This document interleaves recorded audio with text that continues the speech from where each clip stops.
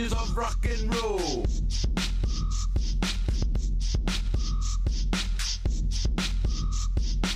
Mad Juniors of rock and roll. Well, hello and welcome to the Daily Atheist Morning Show. I am your host, the amazing Super Chris. Thank you for joining me this morning. My co-hosts, Darante and Rion, are with me. They're going to be here in just a moment. We're going to talk about some fun stuff and do things. It's Thursday. I hope you're doing good, getting through the week, making it safely through the week. I have been doing pretty good. I've got another commercial coming out soon for reals this time. I'm making progress every day. It's doing good. For those of you who didn't know, we dropped a Wild Bill 2 the day before yesterday. We didn't see it yesterday, but Trina is here. She's been missing out on all the fun, but Yay. Trina is here. Are you here? Awesome. So Trina is here. So yesterday, the reason why we didn't watch it was because we were waiting for Trina to show up. Mm-hmm. And she never showed up. We were alone and scared, and she never showed up. So we're going to do that here in just a minute after this little commercial here. We'll visit with everyone.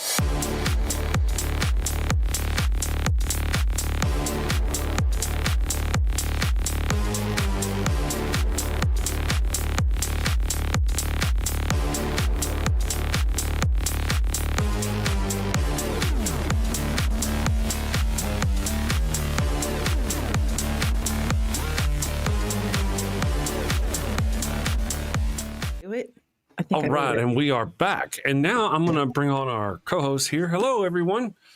Hi, guys. How y'all doing? Hello. I'm doing Good morning.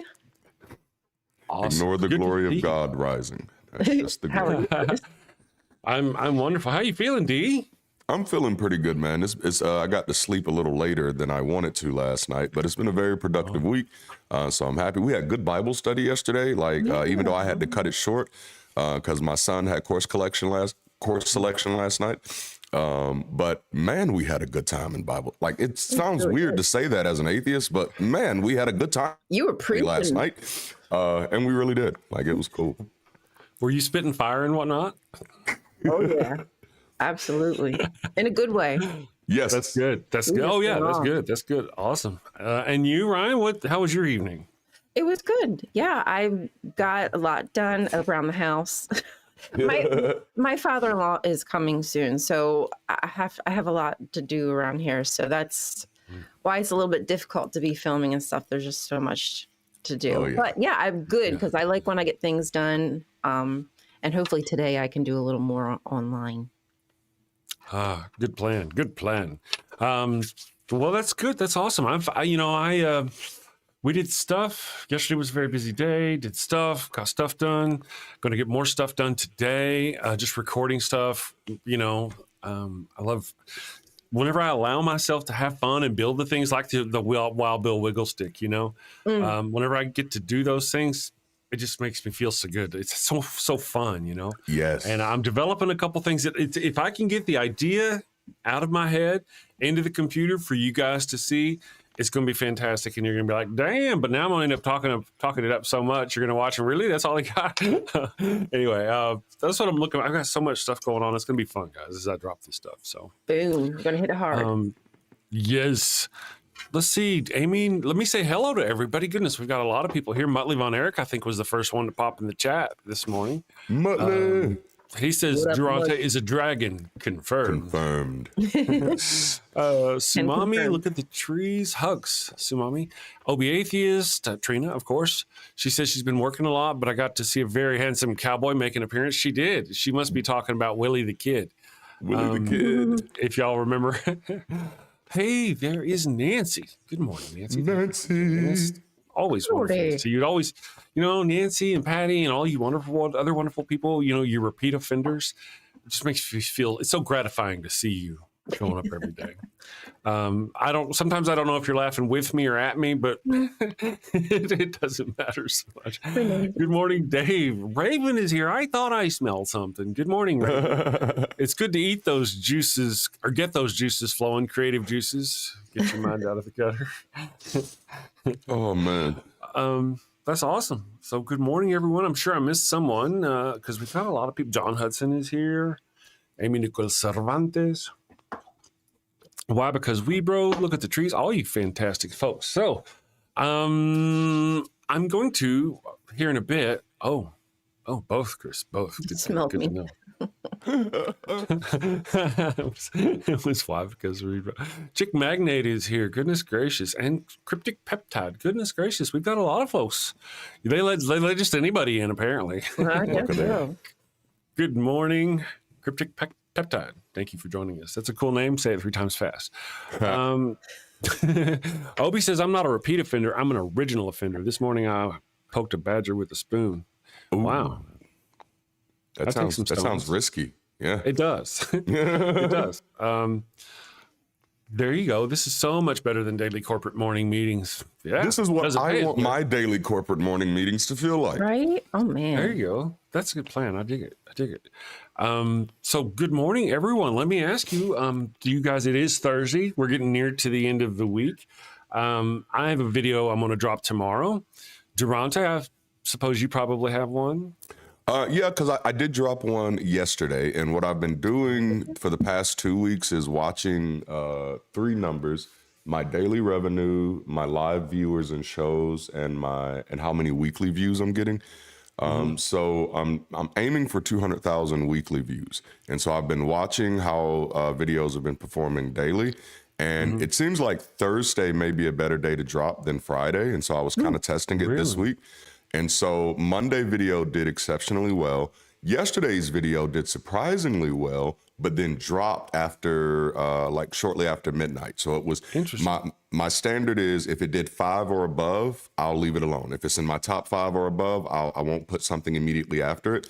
But if it drops less than 5, like so 6, 7, 8, or 9 out of 10, I'm doing a video the next day.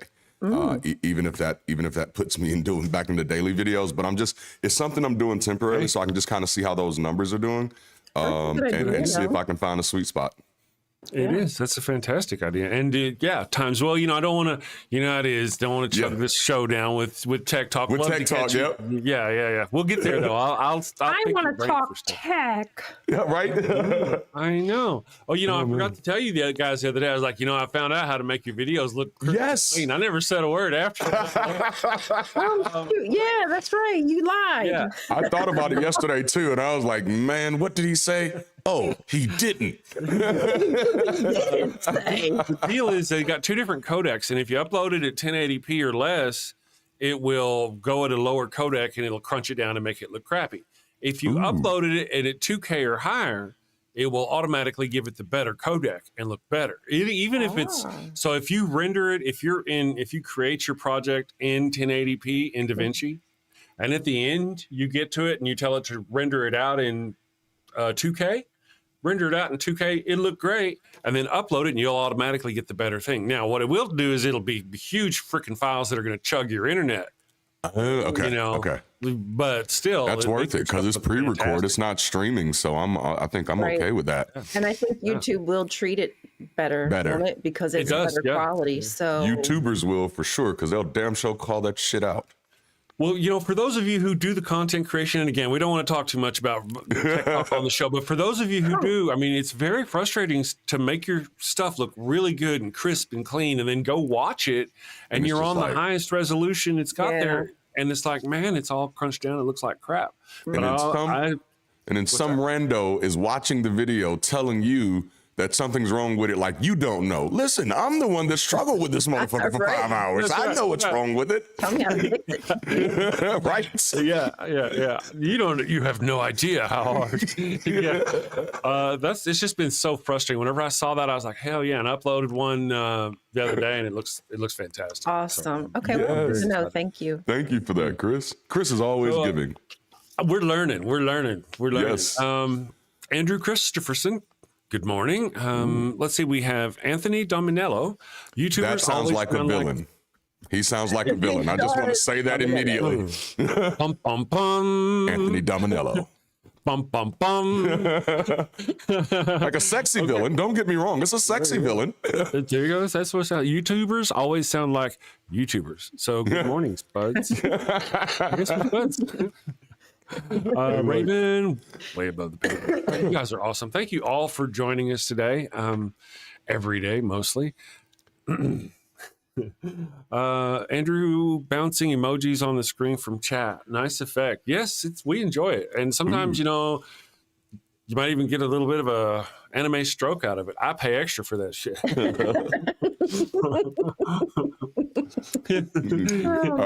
Amy, you can just go to my website, dldd.us, and there should be a pop-up for you to subscribe, or you can just click subscribe when you go to dldd.us, but just go there.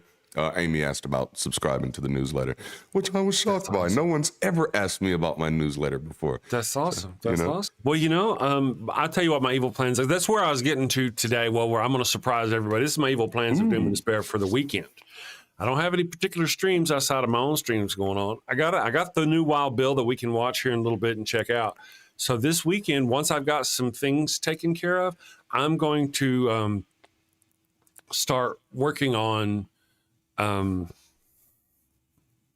I want to say? Ooh. I don't know if I want to say. Say it. Let me say. I don't want to say just yet. I don't want to say because I got new commercials coming out. I'm going to rebuild on the show, and I forgot what the hell I was going to tell you. Damn it. It must have been a live some kind, but damn it, there it is. I knew I've been working lately, focusing on trying to remember shit. As long as let me think about that for a second, rather than going, it's gone, fuck it. I've got some content I want to drop because you know how it is, you got to drop content. But I'm going to work on building the website for the Daily Atheist Morning Show this weekend, and I'm going to work on the website for fatherflanagans.com. I got the fatherflanagans.com and the damnshow.com domain. Yes. So I'm going to put, and as part of that, I'm also going to build a newsletter, and a mailing list. Come on now. These are all part of the thing, you know. So I'll be leaning on Darante for like, dude, what do you use, or do you know how to use, or how much does it? You know, I'll be hitting Darante up for words and stuff because I got things, you know. Yay! Building it up. We got a world to conquer before, you know, they make it to where we can. Yeah. That's right. Before we can't. That's right. Yes. That's literally on my wall. Content, community, conquest. That's what's on my wall right now. Dominate the world. Good morning, Robert Madewell. Do we finally have an atheist agenda? I love that question. Well, we're working on it. Yeah. We can't say out loud, obviously. No agenda. No agenda. We're like, yes, it's a secret. Yep. According to the prince, we must always remain ambiguous. There you go. I agree, Tsunami. It must. Dion sounds Lachey, good. cool name. Good morning. That is y'all. cool. Yeah. That's awesome. It is. Cool name. Dig it. And Michael Wolf, that's a cool name too. Now y'all are just showing off with the names. It's a bunch of superheroes and supervillain names in the chat today. Like, what's up with that, man? Robert X, yes. And Sumami, can our agenda involve cinnamon? Oh, as long as it does. I'm definitely down for that. Yes. Robert X. Hear me out. Hear me out. I have this weird recipe idea, but I want to try it. I actually want to make a strawberry cheesesteak. And what it is a cheesesteak. And instead of strawberries on it, it's just strawberry glaze in the bread. And instead of using your normal mozzarella cheese or your provolone, you use something like a cream cheese spread on the sandwich. I don't know why, but I just think that it'll be the right mix of taste. I want to try it. I'm going to try it. If it sucks, I'll let you know. Right? It does. Cream cheese goes with everything. I'm just saying. Yes. I'm a cream cheese girly. Man, you know, I think it would work. I think it would work. My kids look at me like I'm crazy every time I mention it, but I'm like, I think this will work, y'all. I think it will. Do it. Yeah. That was, you know, it's like when you first said it, you know, strawberry cheesecake, it was like duck with arms. And I thought, what could a duck with arms do? You know, and I thought, man, that's like a tasty sandwich. Oh my goodness. Cinnamon rolls. Good name. Good morning. Look at the true Michael Wolf. All you wonderful people. Let's see. I think that sounds like a great plan. Yeah. So I guess I'll go ahead now. If you're down, now that Trina's here, she did actually see the commercial, but I'm going to run Wild Bill. And then whenever we come back from Wild Bill, we'll banter about it maybe for a moment. The second Wild Bill, the new one. And then we'll do Theocracy Watch. Yes, we will. We'll do some Theocracy Watch. Did you see something there? Nancy says she added strawberry wine to her chicken marsala last night. And Oh, that does sound good, man. nice. I'm gaining weight just kind of watching. You know? Thanks, guys. Oh, man. Yeah, right. All right, here we go. Let's do this. Hello, and welcome to Shakespeare with a Redneck. Finally, I'm Wild Bill Wigglestick, and this is my trusty sidekick, Willie the Kid. And we'll be your handsome hosts, your gilded guide, your cowboys, concierges to Shakespeare. Oh, how cute. Wait, is that at 2, Ollie? Run along, little doggy. Bill, where the hell have you been? Well, you know, I've been roaming the earth, going back and forth upon it, to and fro and whatnot. Ah, I like to travel too. Wait a second. Yep, back and forth upon earth, doing unto others before they do unto me. Bill, are you quoting the Bible? Trying to quote the Bible? Indeed I am. Despite my appearance, I am a man of culture and know many things, not just Shakespeare. Really? So you have a Shakespeare monologue related to atheism or skepticism? Indeed I do. Bear witness. Oh, this is going to be good. This is the excellent foppery of the world, that when we are sick in fortune, often the product of our own behavior, we make guilty of our disasters the sun, the moon, and stars, as if we were villains on necessity, fools by heavenly compulsion, knaves, thieves, and treacherous by spherical predominance, drunkards, liars, and adulterers by an enforced obedience of planetary influence. And all that we are evil in by a divine thrusting on. An admirable evasion of whoremaster man to lay his goatish disposition to the charge of a star.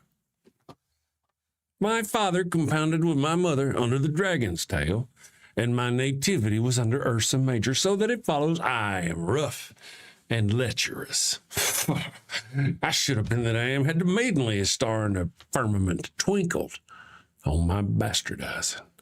Wow, that really is spot on about what we cover here on the channel, about how, people... So here's a quick rundown of the situation. Bill, this non-believer, ignores the teachings of his learned father and ends up getting 4 people killed. Bill, that's not... Okay. Carry on. Shakespeare was a heathenistic non-believer bound for the fiery pits of hell, just like yourselves. I don't think. And in order to throw the murderous church of the time off his heathen trail, he writes the skeptic as a sneaking, lying, adulterated father and brother, hating and betraying villain who ends up getting his comeuppance in the end. Bill, oh, come on, man. You're always blah, blah, Bible stuff, blah, blah, boring. You got to spice things up. Bill, tacos are spicy. Everybody loves tacos. Bill, tacos and boobies. Okay, you're not wrong there either. Tasty and delicious culture, baby, coming at you. Avoid the storm of familial discontent. Blow winds and clap your cheeks by clicking that subscribe button and hitting that. Wait a second. Don't you mean crack your cheeks? Nope. Bill, send safely, my friends. Take care. Peace. And we are back. Ooh, look at that. So I hope you like Wild Bill, the new Wild Bill. Now, I want to tell you, for those of you who are curious, here, Robert asks, did Ollie hate the hat? No, Ollie was quite easy to work with the hat. Put the hat on him. The little bandana, he did pretty good. Now, if you watch the video and you hear the video, at the end of Bill's speech, Ollie makes a little, Willie the Kid makes a little squeal. That was really Ollie. He was looking over at the evil one as she was over there with the treats, and I was holding him. He is extremely food motivated. Oh, Extremely. yes. And so I'm holding him, and he's looking at her, and he's like, and that's the cute little whimper you hear out of him. Well, so but that was funny. an easy shoot. I thought it was fake too. No, he really did it. Now at the end, I've got it to where it says peace, and it's kind of like in the same kind of squealy voice that he used. So that was yeah, the sound was adorable. So that sound is real. So next time you guys see that, just kind of know.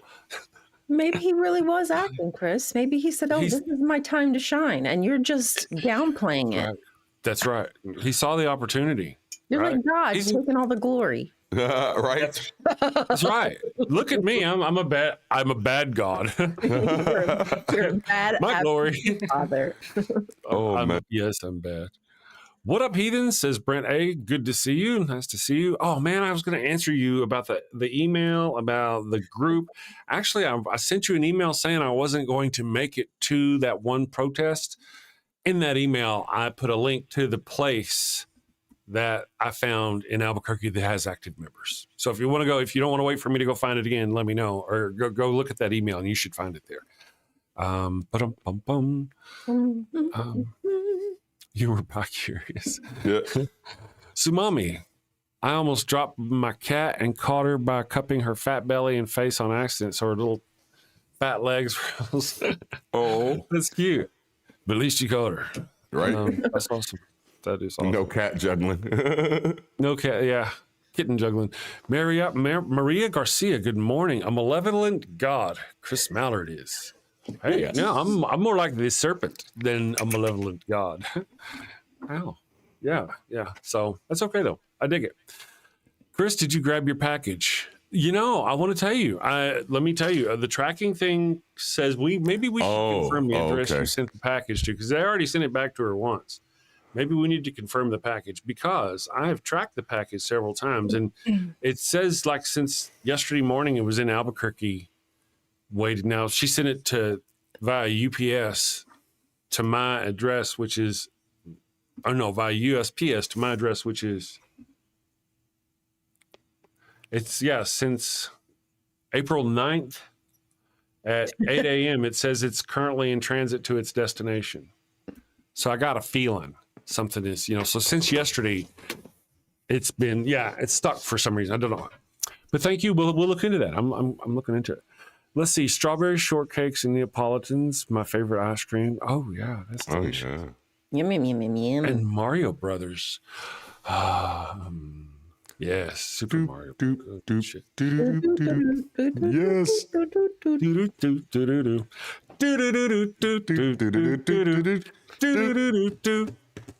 Hey. No, I thought y'all were going to do this.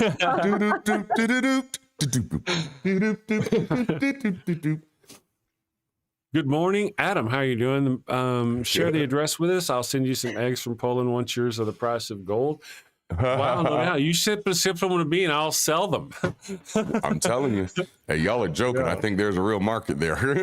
Yeah. You don't eat money. You don't eat money. The address is supposed to work. I went down there looking for my package that Trina sent me. It's like an address. It's not my address. It's an address at a place. And I said, is this the address? And I showed them up the address that's in the link of my show and every show. And they said, yep, that's the right address. So, but this is the second time she sent it, and things are, I don't know. We'll see. But I got to look into it and find out. John Darwin, good morning. You can't eat money. That's right. You can eat eggs, but they're just like gold now. So like the golden egg. Yeah, you remember when the prices were really starting to skyrocket, and John Hudson's in the chat going, I got like 6 birds out there just dropping eggs. He's flaunting his wealth, eating eggs. Out in public. I have all the eggs I want. Man. If you tour the Tabasco plant down in Louisiana, they serve jalapeno sauce flavored ice cream. Oh, really? Man. I'm not sure how I feel about that. Hot ice cream, huh? That's I mean, I guess sweet and spicy can go together. I'm hoping there is some sweet in it, not just. Yeah.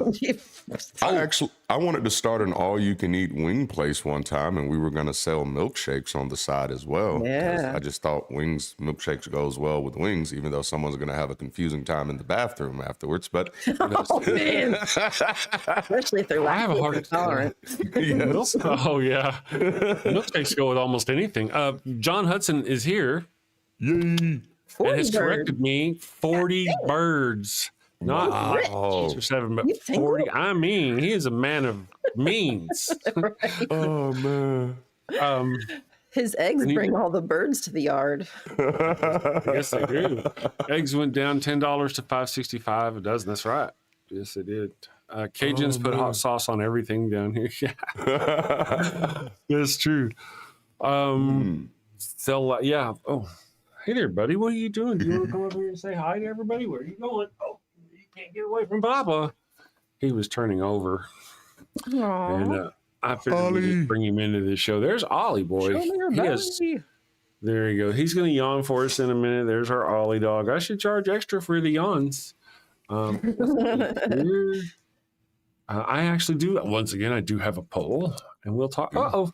There's an extra yawn. That's money right there. Pitching.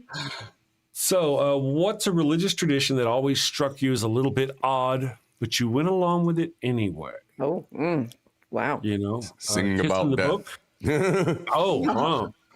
You know, I never thought about it. That's a good one. I should have put that one in. Singing about blood worshiping songs. Yes. Washed in the what of Jesus. Oh, God. Yep. Right? Well, like as a black kid, that was a really weird thing, singing songs like "What Can Make Me White as Snow," nothing but the blood of Jesus, and I'm like, Oh, I want to be white. Like that is, it's not great. that's It's not great. That is not. You have your naturally developed melanin. That's unfortunate. Who would want to do that? Man. Yeah, that's kind of. So on our poll though, kissing the book. Oh yeah. You know, do the book kissing? That's yucky right there. How many people have been lipped on that book? Hemoglobin. That's right.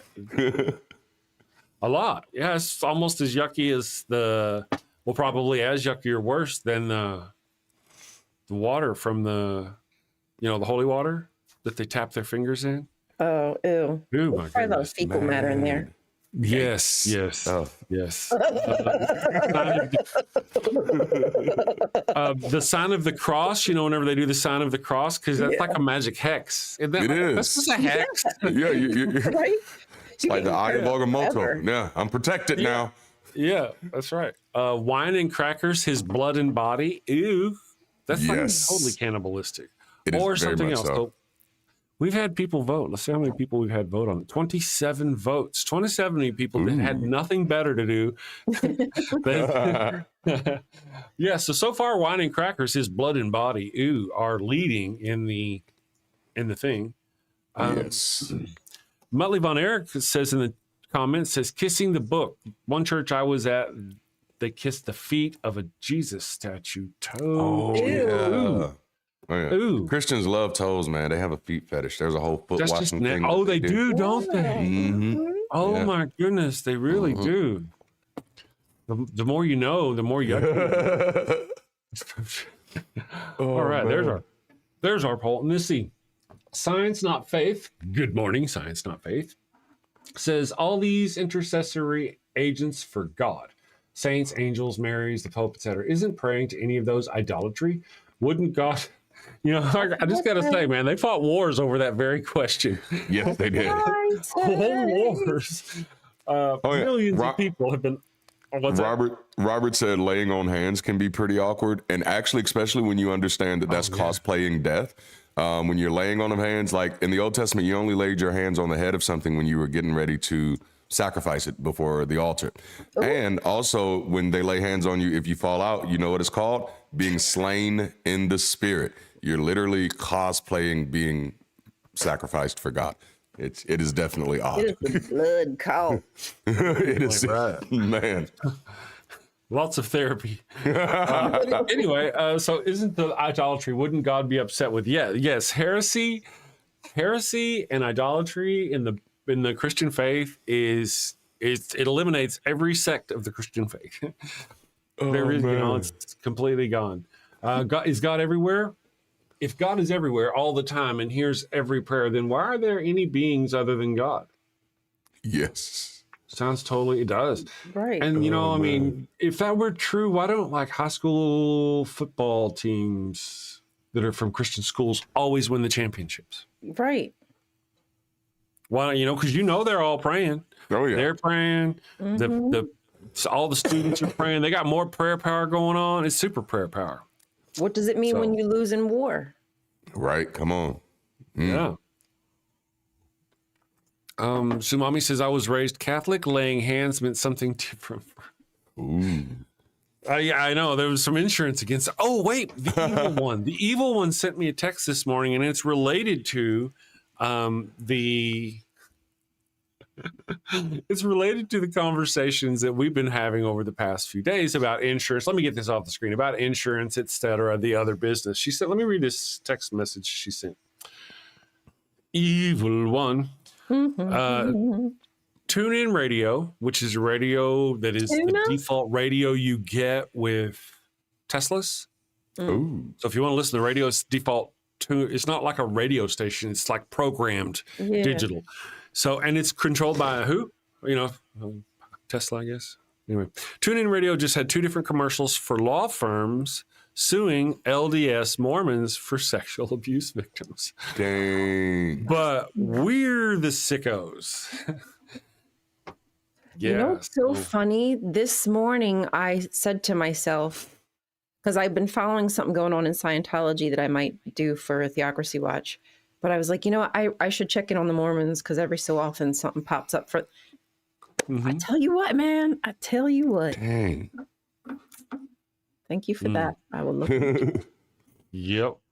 She was driving to work, or she'd just gotten to work. So it was early this morning. So law firms are suing, looking for victims. Should not be hard to find. Should not. Same thing with JWs. They have law firms right now looking for victims. That's man. Doing the thing.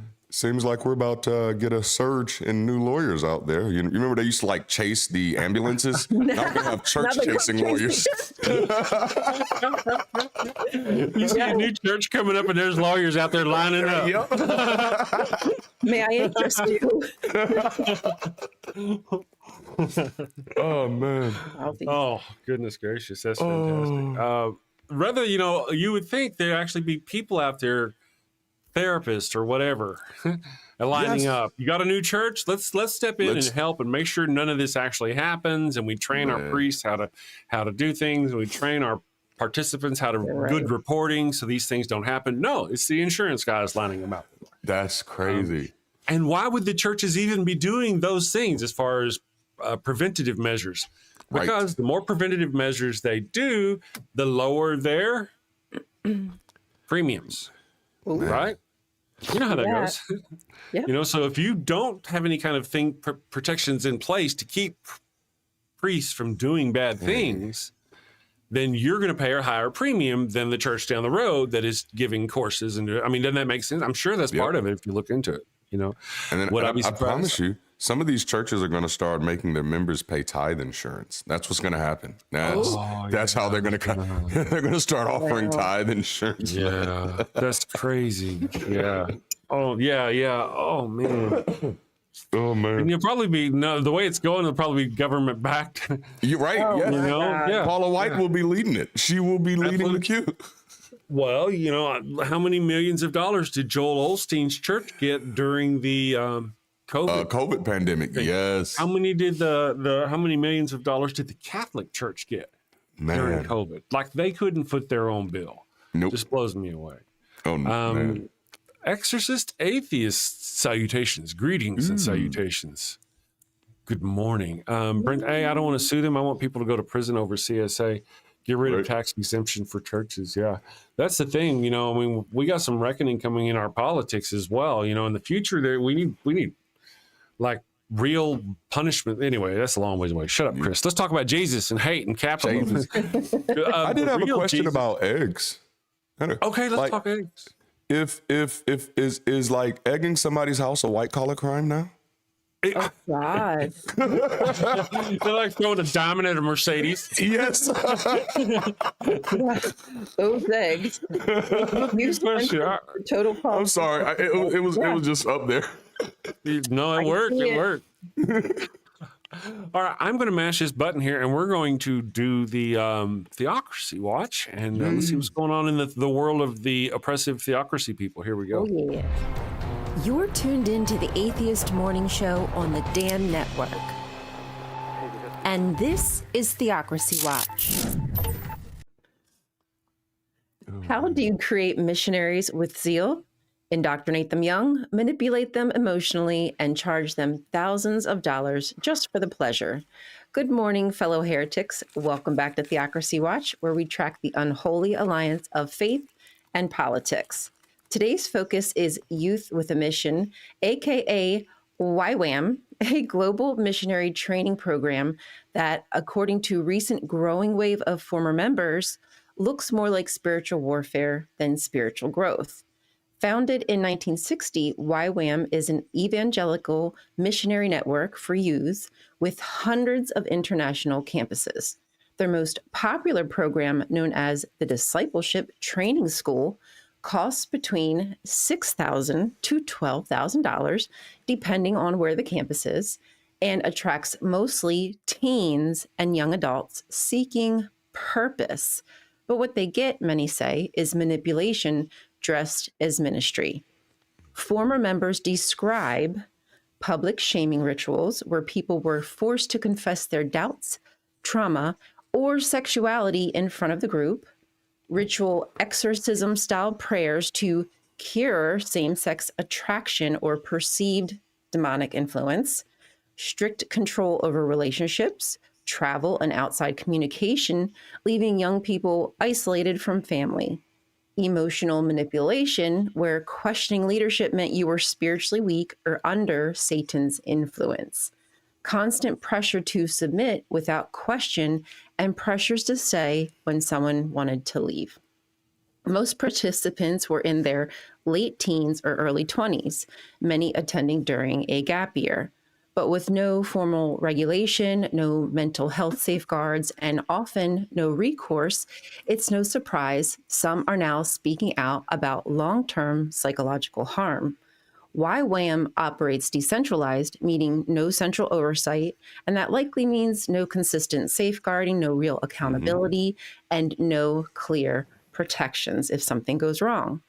Some bases rake in millions annually while staying tax exempt, unregulated, and unchecked. And the outreach?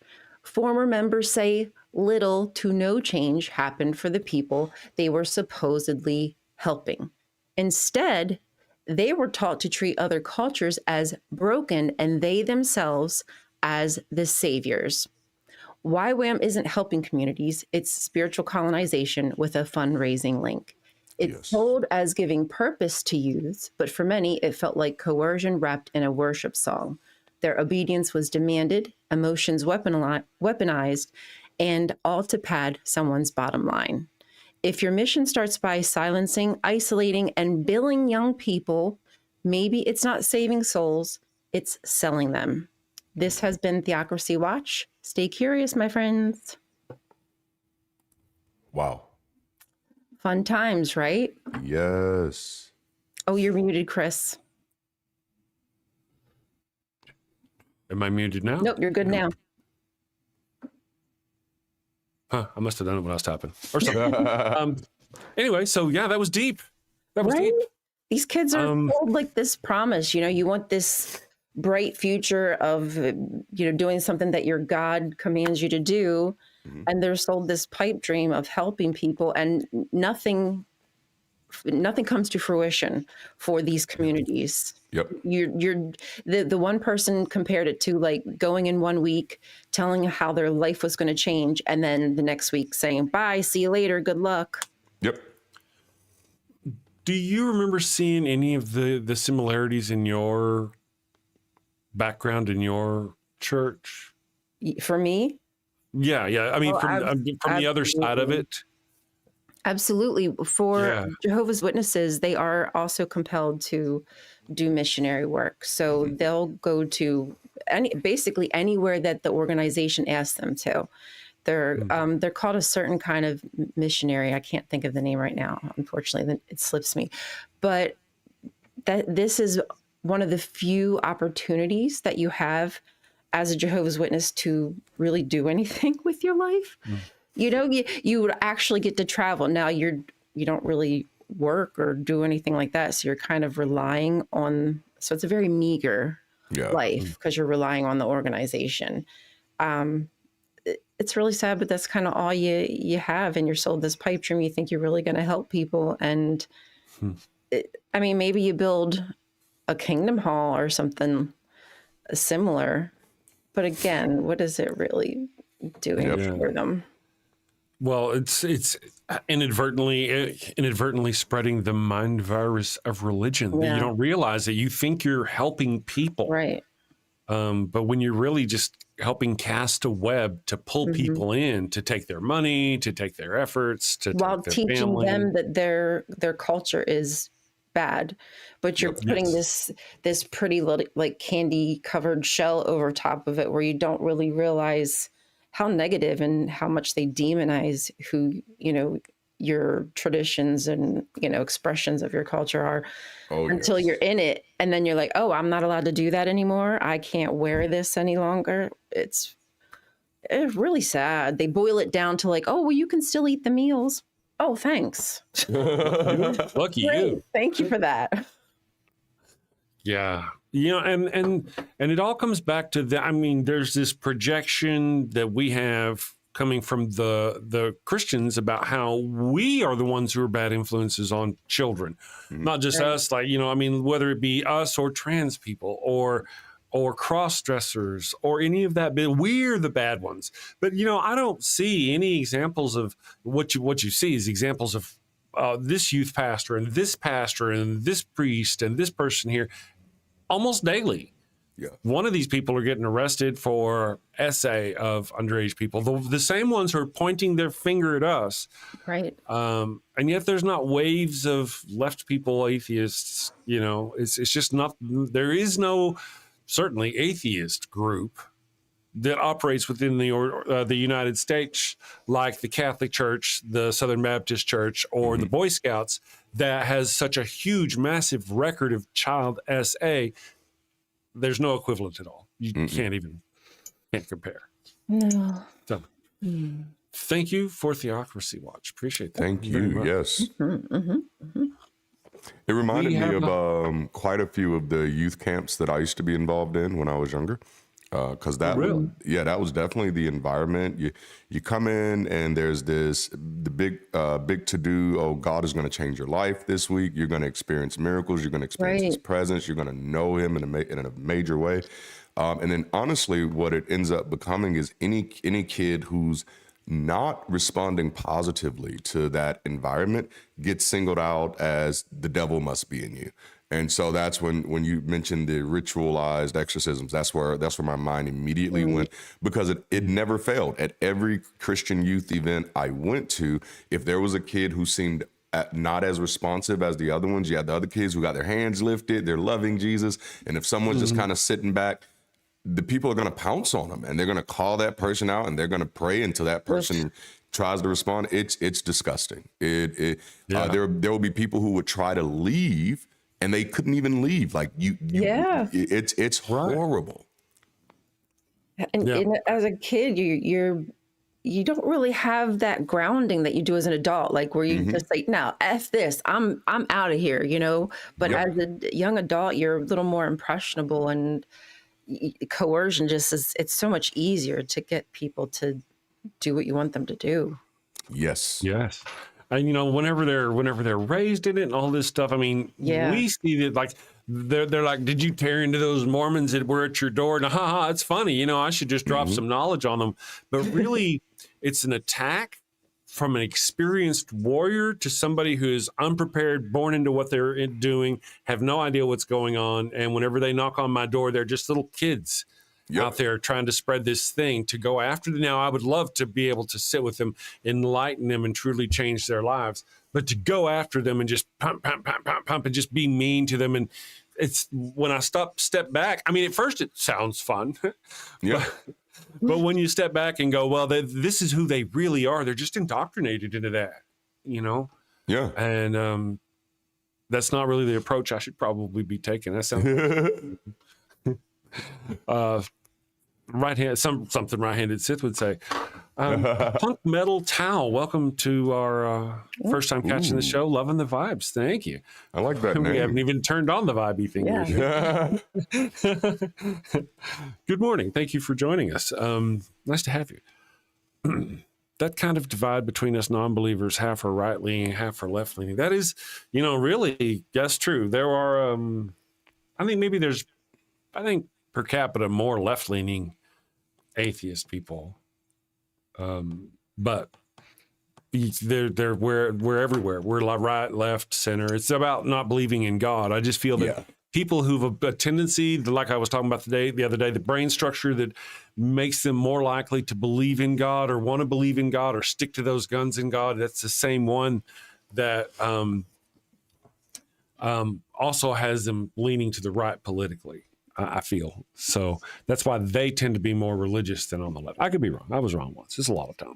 Nobody listened to this jackass. I'm just Chris. I'm just some guy on the internet. Go look it up for yourself. Let's see here. Jeanette's boxing channel. Good morning. I don't know if I really got to say hi to you. Jeanette. It's a new name. Hello. It's a cool name. I think I saw you in the chat the other day. She's a porn line chatter. Oh, really? Yeah. Why? Because there's our group. Well, what does that mean? Oh, 5 of us porn line chatters. I don't understand. And that's okay. They call themselves the Spice Girls. I get it. Spice actually used to be a porn channel back in the day. It was a pay-per-view channel. Oh, nice. Yeah. I remember that. The Spice channel. Yes. Back in the satellite days. Yep. That's interesting.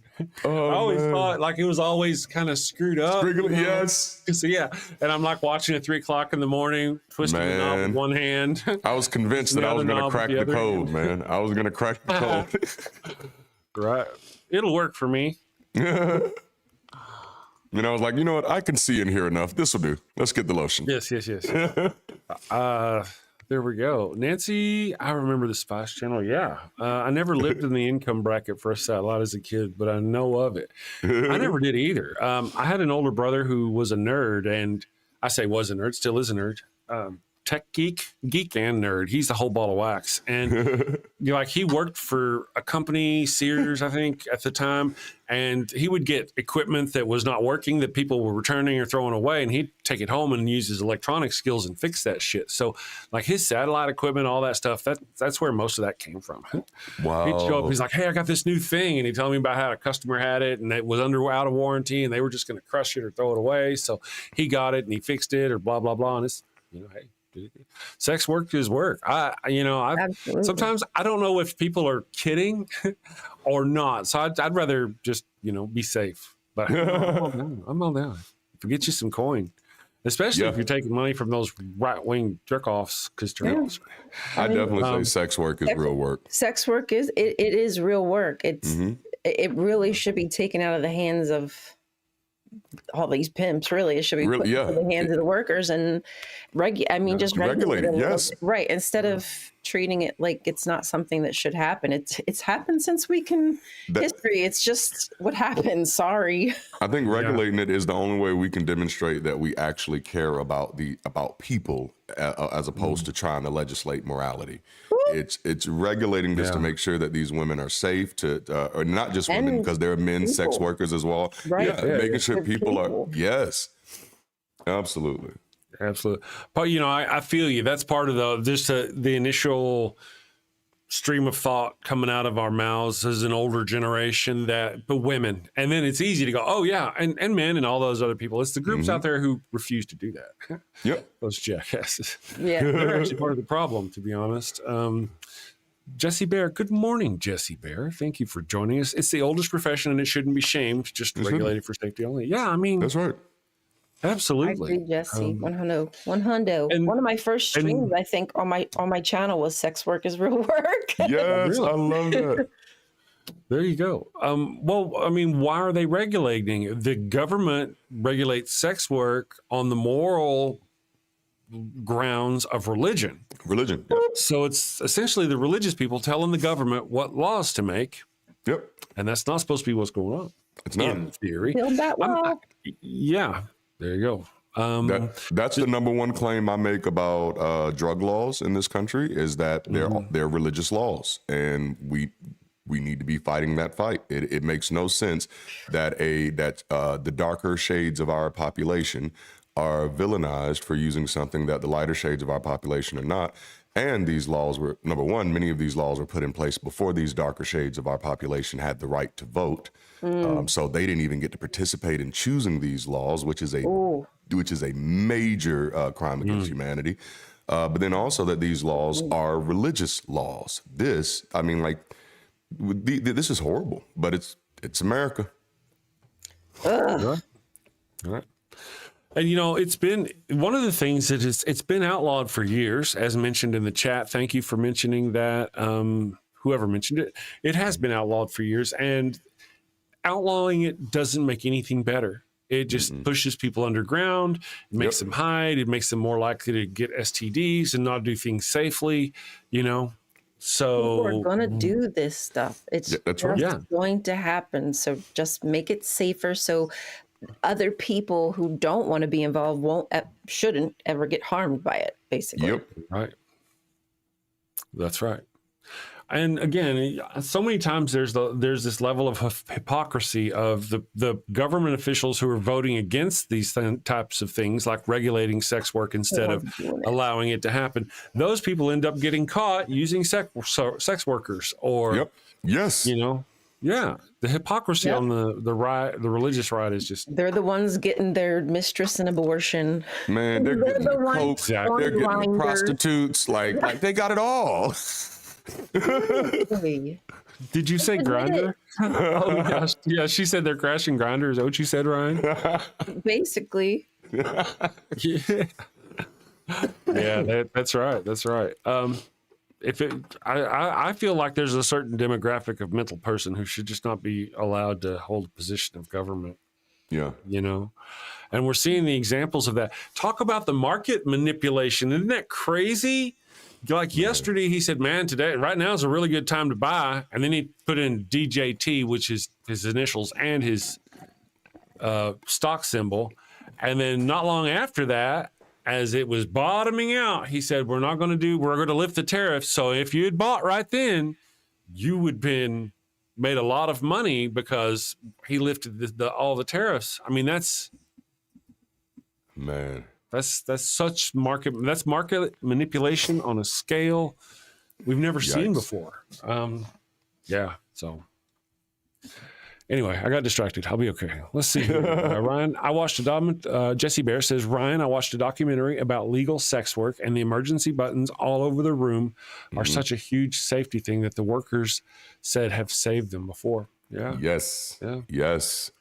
I saw a TikTok thing, and it was a woman, I think, talking about how she dropped had a Uber driver drop her off, and then went inside, and then the Uber driver came back, went around the back, went in the back window, and got his ass kicked by the MMA fighter guy who lived there because that wasn't her real house. She just used that as a place to live or to be dropped off. I love that. He was like the neighbor or something that she had this agreement with, and creeps will creep. Phew. Punk Metal Towel. Cool name. Later, John. Take care. Enjoy that Adderall. Run around the house once for me, bud. Bye, John. Mark Reed is here. Good morning, Mark. Hope you're doing okay. Ready for the weekend. Almost there. There we go. Is it almost time? It is indeed almost time. I don't have to do that anymore. I got a new big button thing I changed. So I'm gonna run us a little thing, and then when we come back from our thing, we are going to have more coffee and our hippie speedball fully loaded, and we're gonna get Darante's scripture of the day. Yeah. So we're going to do... Today's world is confusing, and there's too much information for one person to make sense of it all. Which credit card should I pay off first? Is non-fat milk good for me? Who should I vote for? Let's face it, if you can't figure out high-interest milk, then how can you be expected to make political decisions that influence a country of over 325 million people? Well, that's why there's fascism. Fascism is the political, social, and economic system for today's world. The Merriam-Webster Dictionary defines fascism as a political philosophy, movement, or regime that exalts a nation, and often race, above the individual, and that stands for a centralized autocratic government headed by a dictatorial leader, severe economic and social regimentation, and forcible suppression of the opposition. Choose this ideology and life will be easy. Did you ever look at someone who uses really big words and think, I wish those libs would just disappear? Well, under fascism, your dreams can come true. Under fascism, you won't have to worry about the pesky little things like brown people or atheists, or who in your country is entitled to basic human rights and who is not. Hint, hint, the answer is nobody. Yes, friends, this truly is the final solution you've been looking for. And if you're concerned if this form of authoritarianism will be up to your high standards, don't worry. American fascism will be the best fascism in the world because it's been endorsed by Jesus. So go out and destroy freedom and democracy by getting fascism today. Paid for by the Fascio Conservative Party, formerly known as the GOP.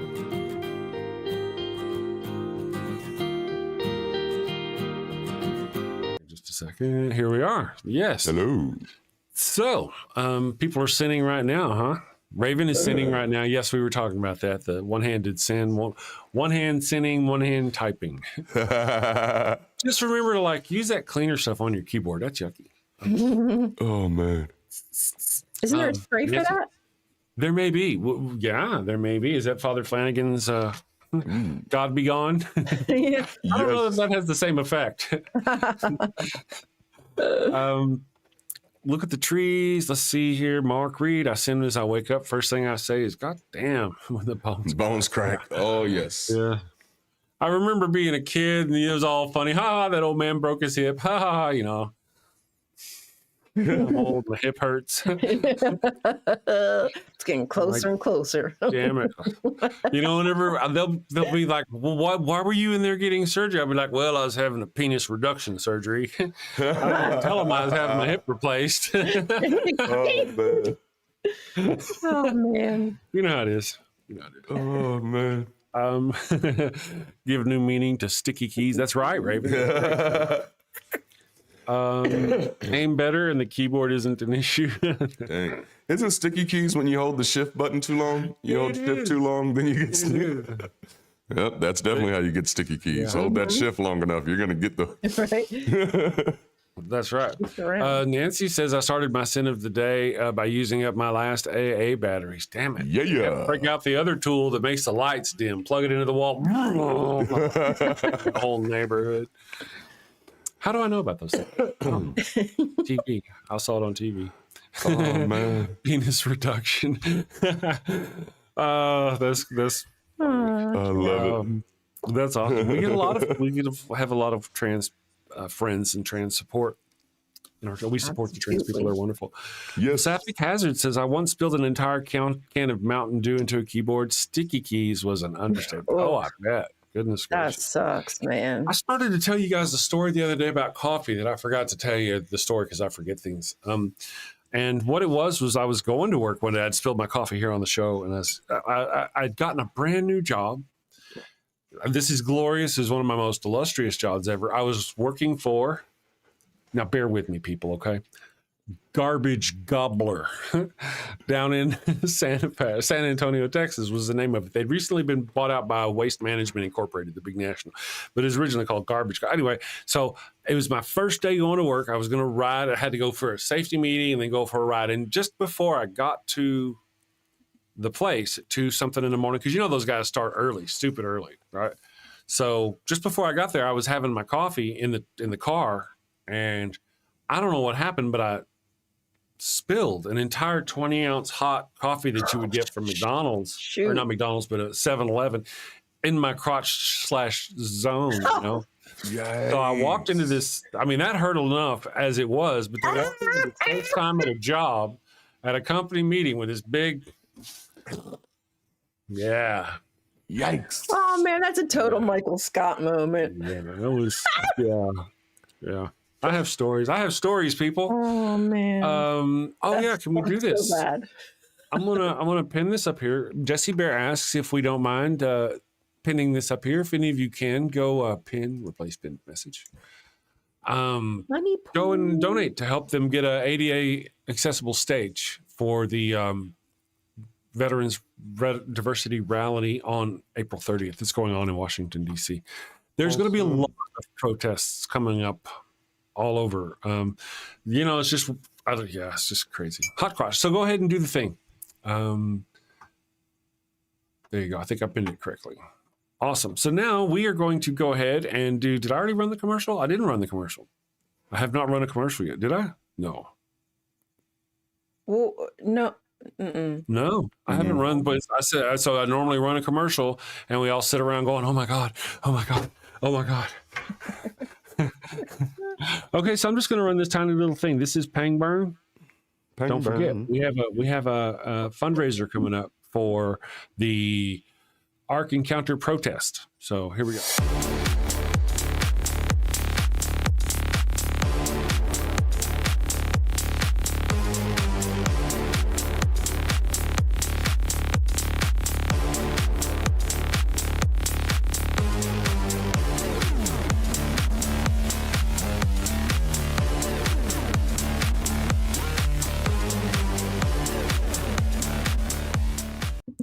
All right, so now we're going to get to enjoy a scripture with Darante.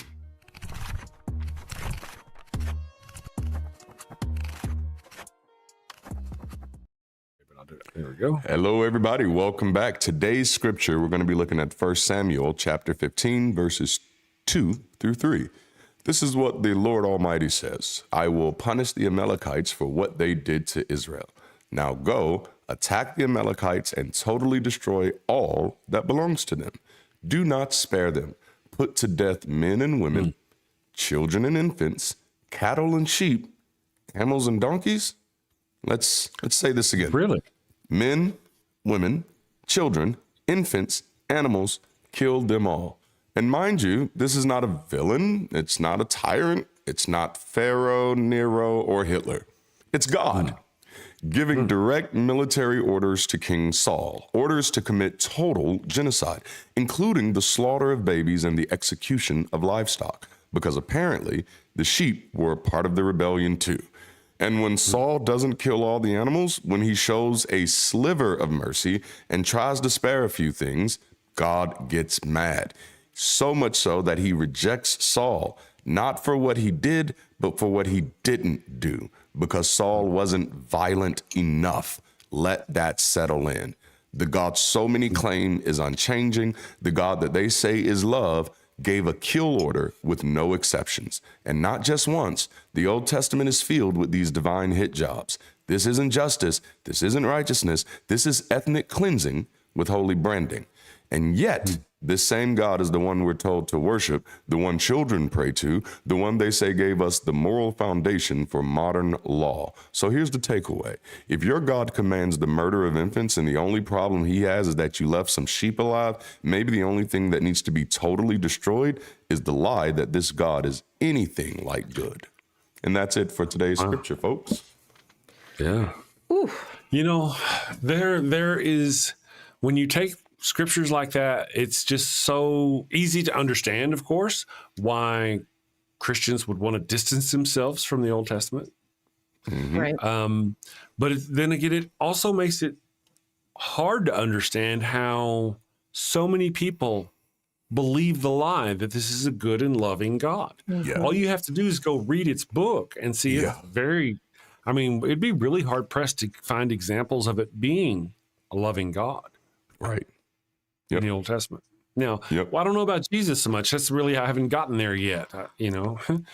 Man. I was a good Christian. I didn't study the Bible back when I was a Christian. So now I haven't really been doing the thing. So I really was leaning on Darante when I first started watching his shows, because he was talking about Jesus and stuff. And it was Darante who inspired me to create the video, one of the videos that is about how Jesus is not a nice guy. It was the savage savior. I think that was my most recent drop.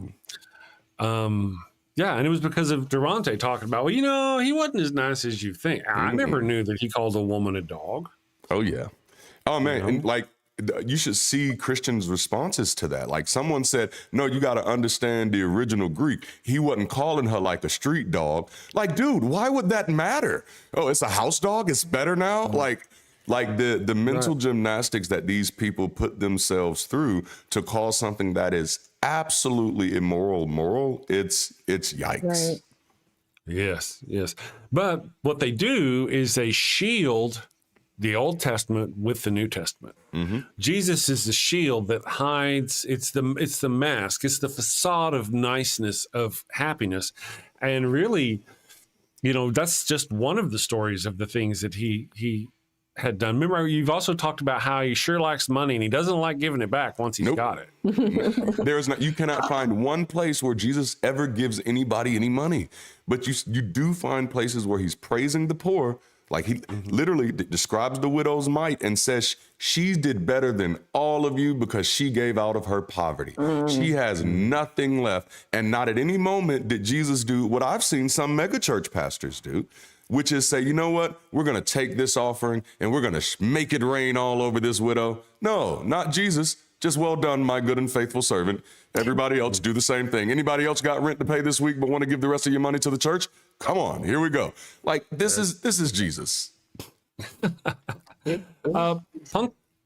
What's that, Ryan? This is Jesus. Hashtag truth.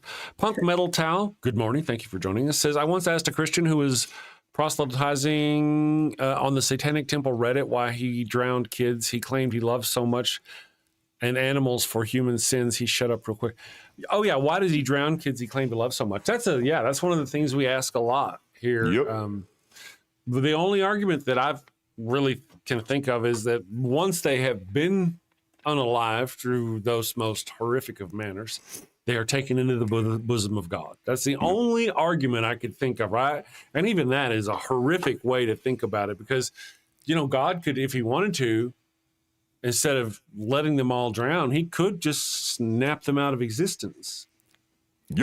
And bring them to his bosom if that were what was happening. But he doesn't. He allows them to go ahead and die via one of the most horrific ways. Lots of people have horrible fears of drowning, It's a horrific way to go. Yeah, I don't want to go that way. God, love me some God. Like, I'd rather go the Jonah way at that moment. If I'm going to be in the water, where's that big fish to swallow me whole? I'd like that right now. Yeah. Let's see here. Good morning, Adrian Belgrave. Adrian, all right, Mr. Weed, like I said yesterday. Okay, are y'all arguing? All right, y'all carry on. Do unto others before they do unto you. Greg S., doesn't God kill literally everybody, though? Yeah, that's his thing. Does. Yeah. Sumami, he could have just debugged us instead of murder. He could have. That's the whole thing. If he can do anything, why can't he just snap and have us do what he wants us to do? Right. Because if you don't, there goes free will. Right. Well, if he does that, then there goes free will, right?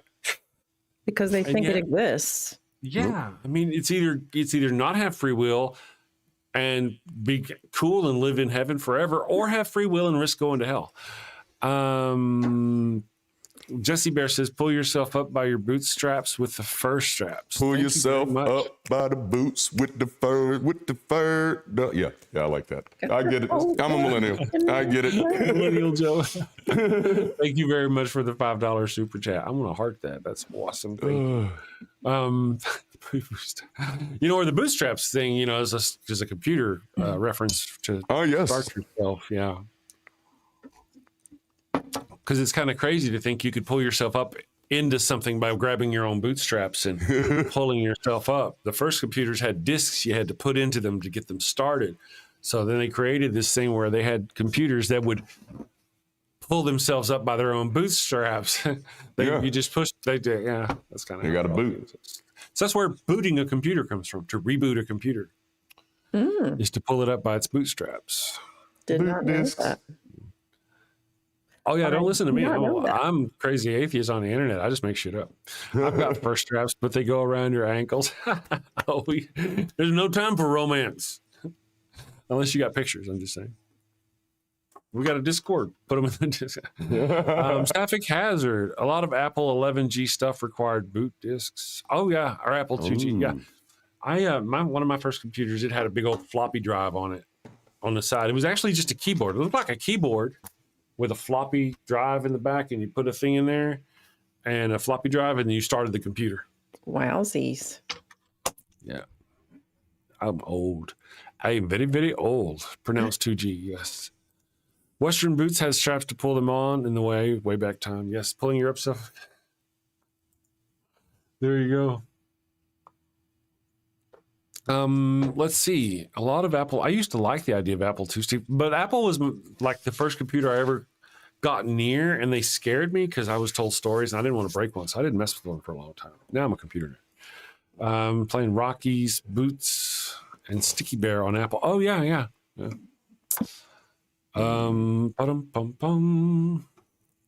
Rockies, Captive Desk Boots. asked, he said, I was never a believer. For former believers, how did you reconcile awful Bible verses? Indoctrination is what you do there. You look at those awful Bible verses and you say, no, that's not awful. That's good.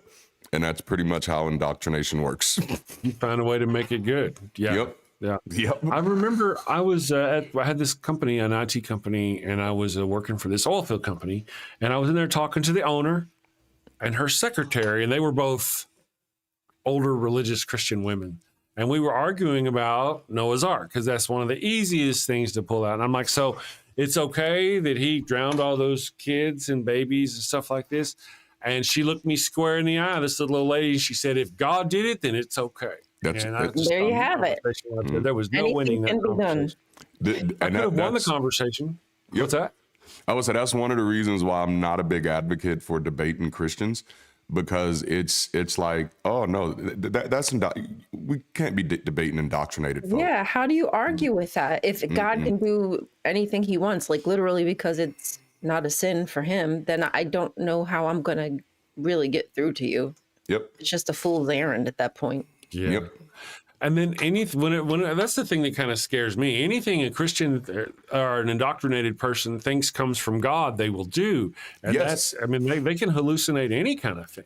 Well, I mean, like, So and that's the thing. We have history for that. We have mothers who have Yeah. scrubbed their children to death. We have mothers who have drowned their children Right. because their God in their head, they were hallucinating and did not know it, but because they're already susceptible to this belief that not only is this voice in my head possibly the creator of everything, but is all good, and anything it tells me to do is good.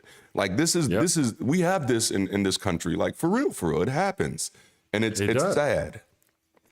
And as for the whole debate me, bro thing, I get it all Yes. the time. I get this Yes. in my chat. Oh, you disagree. I think you're wrong. I'll debate you. And I'm like, no, I'm not going to debate you. Man. Thank you, Raven Lunatic, for the memberships. Thank you for Raven. gifting the memberships. Awesome. He keeps doing that, and it tricks people to coming back. Yes. I love it. Thank you, Raven. We appreciate you. Oh man. Let me see here. Is there a way I can I report him? Yeah. Put him in timeout? No, Raven is awesome. Thank you, Raven. Love your support. You know, Raven, Left-Handed Jedi, Paul Camish, those ones that were there. There's quite a few other people I'm not naming who were there in the beginning whenever I first got monetized, because you don't know how big it is whenever you're a YouTuber trying to get started to have somebody go, here, you're worth my coin. That's very, we appreciate it. Thank you very much. I figure it's all, he gives it all for Darante. 'Cause he's a Darante fan. He's a crazy Darante fan. Thank you very much. And Bomb Poppy says, debating an indoctrinated person isn't meant to convert that person, but to display to others why they should avoid the indoctrination to begin with. That's a great point. That's the best argument I can think of. Actually, yeah, see, why you that's would why I want to enjoy debate. having these conversations, because I really hadn't thought about that. It is a way of sorts of showing somebody who's in that world from the outside how you sound when somebody actually has a valid point that you just refuse to address. Yeah. Right. Yeah. Right-handed Sith, I probably did it again. Left-handed Sith, right-handed Jedi. You know, you're just gonna have to. I'm gonna burn in hell for that. Don't worry, God will smite me for getting those. Trust me. And welcome all the new members. I appreciate you. Thank you once again to Raven Lunatic. Oh man. And that's a very dangerous little thing. When I was young, I too had ideas of killing people for God. Thankfully, I did not do it. You know, I got to be honest, Jeanette, and to everybody else, me too. Whenever I was like 11 or 12 years old, I had these notions of being a warrior for Jesus or some business like that. And how? Oh yeah, I really should move that, shouldn't I? And how? Whenever it comes down to it, you don't really know what you're going to be doing, and that's why I actually made a video one time talking about it. You don't realize it, but when you, poor Ryan, there you go, I didn't screw it up. Whenever you talk about coming back and fighting that fight for the Lord, you're talking about going and unaliving unbelievers, not demons, not monsters, not creatures, innocent men and women for the sole sin of not believing, and their children and anybody, you know, that's what you're doing. That's what you, and when it hit me, that kind of made a difference. Yeah. You know? Yeah. And I did want to make that one video where it was really about, you know, talking to a believer and going, all right, now you're there. You've been sent by Jesus. You've got your holy sword. You kick in the door of this house, and there's a husband with his AK-47 or his gun, and he's blasting away, but the bullets do nothing because you are supported by God. So you walk over there and you unalive him proudly. And then you hear the screams from the bedroom, and you go find his wife and children, and you proudly raise your sword. Yep. Because you are a warrior for God. And then you bring your sword down. I just really went on with it. No wonder why that video didn't go anywhere. YouTube did not like that video at all. But I'm going to go ahead and move that. I'm going to move that right there. So hopefully it won't be up in your grill anymore whenever we get some things. So if I get more announcements, it won't be too much in your face.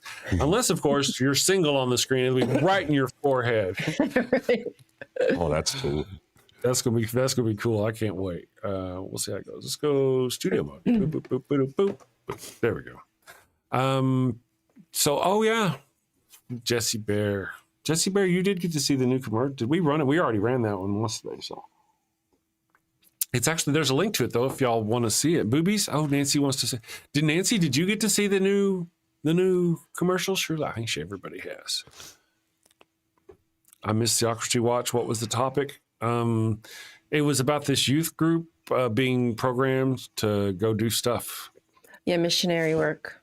Why wham? Not the Why good wham. wham? Wake me up. Yes.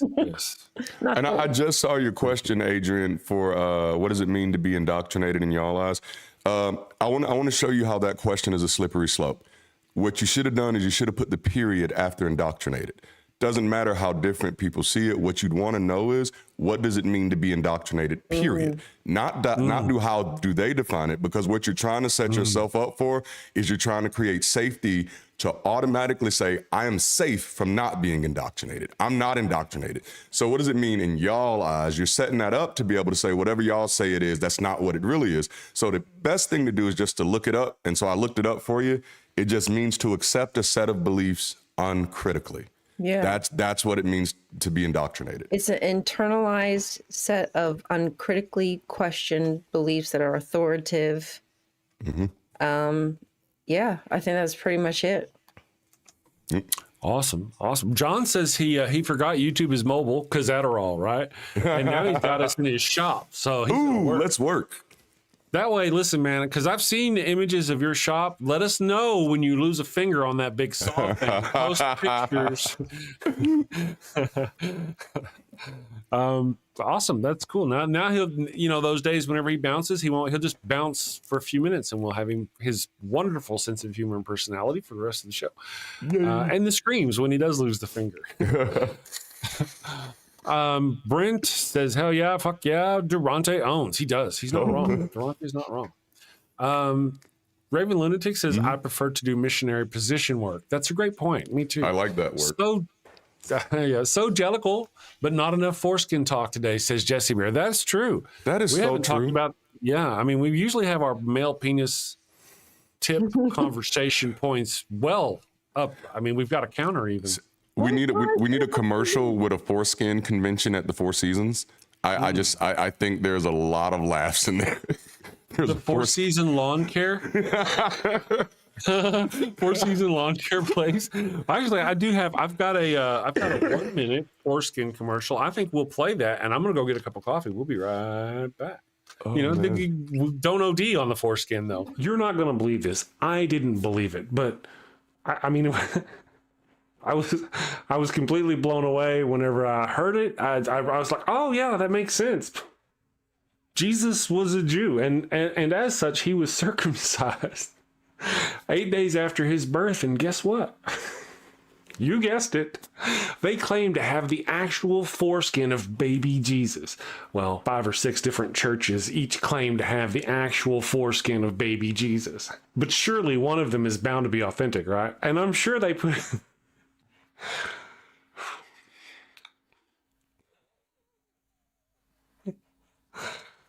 And I'm sure they put it on display from time to time, as Catholic folk are wont to do. So you can probably even go look at the dick flesh of your holy savior if you want to. We're coming back now. Development. Forbidden calamari. That's right. Indoctrination is a curse. It should be. That's the whole thing. As we were talking about earlier, you really shouldn't be able to indoctrinate children. Yeah. You shouldn't. And what they do to children is so much worse than anything any of these drag queen school time things. I mean, those are wonderful efforts to educate and have fun. And it's sad that the religious right turns it ugly. Yep. Jesse Bear points out at the Daily Atheist Morning Show, the lawn care place with Rudy and his dripping hair color. Yes, that's the Four Seasons lawn care. Yep. For those who making their mark, the foreskin ring toss. That's not a bad idea. The YouTube grudge, the forbidden calamari. Depends on how it's prepared, I think. I still like Durante's Eye of the Foreskin Bubblegum. Yeah. Well, Father Flanagan's was going to come up with a foreskin-shaped bubblegum. Comes in a variety of flavors, like the Devil's Anus and Mary's Cherry. Oh, man. Brent is going to argue with vegans. Get him, Brent.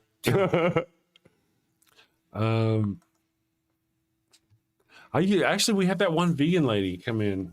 What's her name? The vegan bitch? That vegan bitch? Oh, no. The one who came in and was just so crazy about it. I'm actually kind of pro not hurting animals. I'm all about that. Yeah. Raven. Hey, it worked. Raven Lunatic donated $5 to the super chat. Circumcision discounts are fake. It's always a ripoff. That is hilarious. Thank you for that, Raven. You're not wrong. Lawn darts is more of a biblical game to play. I love lawn darts, man. It really is when you think about it. Yes, that vegan teacher, that's her name. The one who comes and tries to browbeat you into doing her will. Oh, she came in here into your chat? Yeah. Oh, she was. Man. She's weird. Was that before y'all came on the show? Okay, that was before y'all came on the show. Yeah. I was like, listen, I'm all about what you're for. You just got to quit trying to shove it down my throat. Yeah. Doesn't go back that far. Gag reflex doesn't. I'm not blessed in that way. I'd make a bad gay person is all. I would. I'd be like, ouch, stop. I never miss his live. Brent A. Gotcha. YouTuber grudge. So let me go here. That crazy lady. Yes. Did she eat dog food? Crazy lady. I don't know about that. I don't put nothing past people. Yeah. What did he say? Right-handed multiple times. Yeah. She's kind of little. I mean, I'm about supporting animals and what. I remember I had a friend. I've talked about this. I had a friend. I don't even remember really. It was an internet friend. Somebody I met on the internet. One of us, an atheist from England somewheres, and we were talking about it. And he, no matter what, it didn't matter how good the burger tasted, where it came from. The only thing that mattered was if it came from a living creature. It had to come, or he wasn't going to be satisfied. And that at that point when we got into that thing it's like, man, because they got vegan burgers out there. And my deal is you can go to Whataburger, you can go to Burger King, you can go to any of these, a steakhouse, and get a burger from each McDonald's, a burger from each one of those places, and look at the meat. And you could hardly say they come from the same creature. They're so different when you look at them. And then you take a vegan burger that's actually just as good or tasty. They wouldn't be able to tell the difference. And the only requirement, though, being that it had to come from a living creature. Are you saying they're like Yahweh? Yeah. Well, I don't know. I'm thinking Yahweh won't mind because that's why we're trying to push those goat-scented flesh candles. Oh, he needs blood, and he needs it now. Yeah, he does. Is that goat? She makes her cat eat vegan too. Oh, I thought she makes her cat eat vegan. She must give it special food or something because she's killing that cat. Yeah, that's not natural. Yeah. Oh my God! I just looked her up on YouTube. I do think humanity will move that way. You know, one day, like we'll likely get. Don't think we know enough about changing our diet like that now to make that shift. And literally, almost everything I've heard from that camp is emotional pseudoscience, and I don't like that. I don't like that. So I describe myself as pregan. You know, I'm on the way. Nowhere near close, but I'm on the way. Right. And, you know, yeah, I mean, I have no problem eating. Really, I don't eat a lot of meat anyway, to be honest. Sausage, pepperoni, that sort of thing. I'm not a big steak guy, you know. And if they made a steak that tasted like, if they had it and they made it, I would eat it. You know, I mean, if it was vegan, I would eat it. I heard they're talking about growing meat. Yeah. On a lattice without ever having come from a creature, and it's still meat. Wow. So it's like growing chicken that never has to be an actual chicken. I'm down for that. Yeah, me too. But you know, but then the thing is, like, the other side of that is then what happens to animal population? Where do we go then? We're either having to control those animals from rebirthing, which if morality is the issue, then we just put ourselves in another slippery slope. Unless we got different planets for all the animals. We got a chicken planet and a cow planet. Yeah.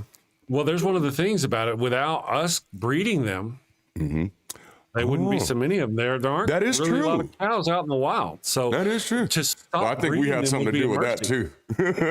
Yeah. But to stop breeding them would be a mercy. Yes, there are billions of them, hundreds of millions of them wouldn't live, but then they wouldn't die horribly, live in horrible conditions, especially like pigs and stuff. Man, I've seen some things that really, you know, I never heard the term pregan before either, but that's I dig it.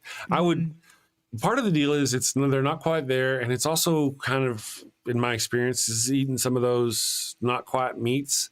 They've had digestion problems from but then heck, regular meat does that too. So what about you, Ryan? Are you a meat person? I'm not a big meat person, but I do eat meat. I mean, I would love to be vegan. I just think they don't make it very easy for people. Right. Or cheap. Yeah, that's basically what I'm saying. And I am poor. It's too much of a burden to bear for some people. It's just easier to grab whatever, a big pack of chicken or whatever the heck. Right. And Rainbow Wrath, the domestic cows literally cannot survive in the wild. Farmers have every incentive to take good care of their animals. And it says some of them do.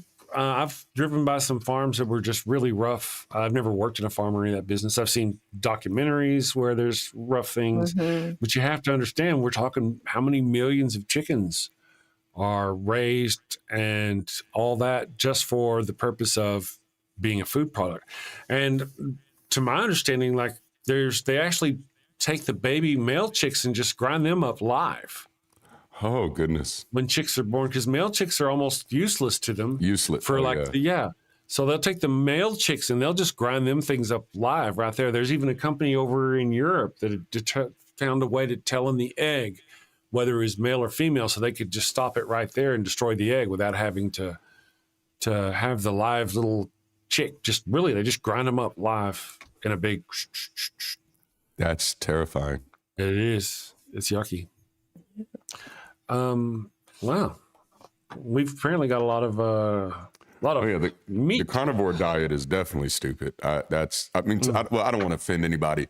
I find it stupid. I'm not going to do that one. Not going to do that one.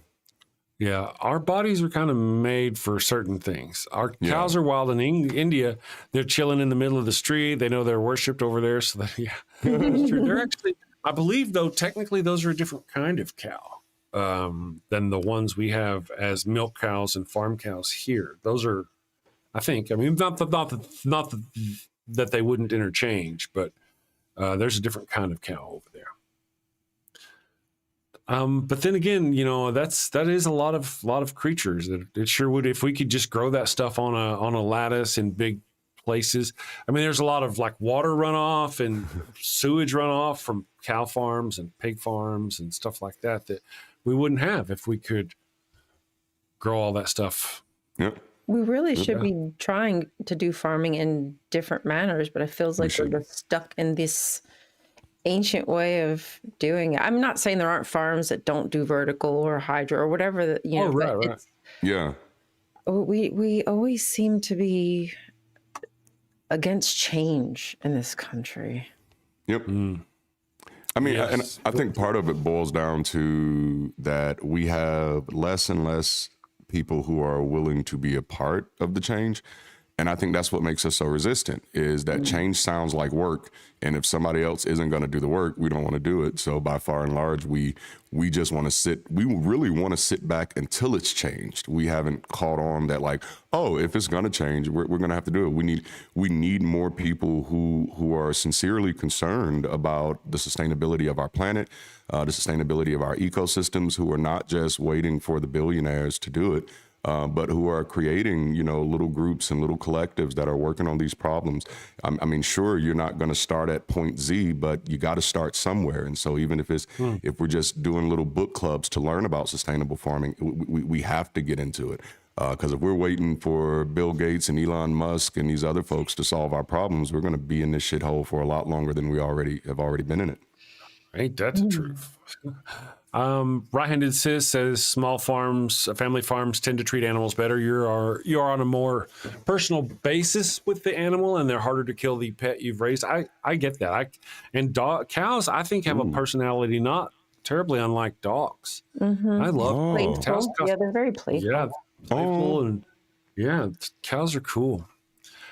Native Atheist says, my butt is cancer free. Now, do you know this for sure? Or did you just return from a test and you're announcing, or are you just speculating? Your own probing said no. Thank you for the $5 super chat. Ravens asks, I would love to try some lab meat or golden retriever or even a dachshund. That's bad. I draw the line at pit bull, though, right? There's anything. There was a lady in the neighborhood that I grew up in. She had pigs, and I used to go to her house every morning before school and eat bacon and sausage and stuff like that. I had no clue they were coming from the pigs. And when I found out, I kept eating because they were so dang good. Dang, it was so good. That's the trap, isn't it? That's the trap. Why isn't tofu delicious like bacon? Oh man, right? You know, right? You know, these low carb diets. Why aren't low carb diets like French fries and cake? Yes. Why, you know, I don't understand why it has to hurt you. It's just a rule. God damn you. Anyway, I'm back. Man, yeah, I made some vegans mad when, and there's just some kind of vegans who they're vegans for moral issues, which I understand because, again, I think we're going that way. But then they need their vegan food to look like meat. And I'm like, why do you need your vegan food to cosplay as dead meat? I don't understand. If this was a morality thing, why do you need your flowers to look like chicken? That seems like you still have a need or a desire to want to eat dead things. I don't understand it. Well, yeah, that's kind of where we're going, though. I mean, technically, if we're gonna, it is. That might be a marketing thing too. Just how it might be a marketing. Yeah, it's real. Look, it's really meat. It's real. What is it? Impossible burgers and stuff now. Yeah. Well, those are. I buy that. I do buy that. I have not tried those yet. I think it's good. That's the deal. If they can make it and it doesn't have to hurt an animal, and you couldn't tell, Yep. Why not eat the one that doesn't come from an animal? Yeah. Now that's why they started, because meat is delicious. It is. Even vegans, that's the thing. I think maybe it's a viewing angle. Is it that's where you're going to the vegans, so you concede that meat is delicious. Because you want to eat meat, right? You just don't want it to come from. So that's kind of the deal. I get it now. I'm a wiser person for this. I'm just waiting for her to start farting. But Tsunami's cat drank soapy water out of the kitchen sink. Oh man. Yeah. When I was a little kid, and it's probably true back then, because this is back in the late 70s, but my older sister told me that if you didn't wash all the soap off the dishes, it'd give you the runs. So I was always really concerned about that. So I don't know. Man. Watch out for your kitty. Yum. All animals are destined for a tragic end in nature. All death in nature is tragic. Jack Wolf. Yeah, in nature, yeah. Best marketing, it's meat. Oh, yeah. Yeah. Sell non-meat. That's interesting. I don't know. So let's talk about, while we got it, let me go to our poll. I'll bring up our poll. And we'll check and see how that's doing. And then we'll kind of visit about what's going on this coming weekend for everybody. Let's see. Here it is. Let me share this with folks. Boop, boop, boop, boop, boop. There we go. Poll from the Daily Atheist Morning Show. What's a religious tradition that always struck you as a little bit odd, but you went along with it anyway? This is the question of the day. Kissing the book. I still, of course, I never had to do that. I've seen it done. I've just never done it myself. Sign of the Cross, the magical hexes or whatever. Wine and crackers is still the one that's leading. We got 36 votes so far, or none or all of the above. So what was that one you said? Singing weird songs about, like, yes, singing blood songs and stuff. Blood worship songs. Yeah. Or Armageddon. Yes. Yeah. Your cult was really into the Armageddon thing. Yeah, we and you love were talking the doomsday stuff. Yeah, I remember you talking about it. And on one of your videos, you were showing some images, and I remember seeing these kind of flyers. I would get them they were Watchtower. Oh, yes. Books and stuff. The Armageddon one, probably, where that's all JW images, every single one of them. Oh, they're proud of those. It's a very scary thing. Mm-hmm. Pragmatic Crystal is here. Good morning. Yes, good morning. You snuck in earlier. I saw you come in. I was busy. DC. Yes, DC. So this weekend you have got, what do you got going on, Ryan? Do you have any public appearances? Are you doing anything? I do not. No? You're going to be a slacker. Well, you're welcome to come back for Sci-Fi Saturday again if you want to catch us up. Are you still doing Star Trek, or have y'all finished, or We're in season 6 right now. Ooh. Really? Okay. So actually, Deep Space Nine I think we just watched the episode where they first appeared. Oh, really? So are you watching Deep Space Nine too? No, we didn't do that. Oh, okay. Not yet. Understood. I see what you mean. But that's where they came in. Understood. Gotcha. That's my Deep Space Nine is good. Exorcist Atheist is carnivores people don't fart. Carnivorous people don't fart. Okay. I don't know if that's true or not. The burrito I had the other day was the meat burrito says I'm gonna fart. Might be more of a splat than a fart, but hilarious. I forgot that you enjoy butt humor like the wife. She's like, that's disgusting. That's disgusting. Oh man.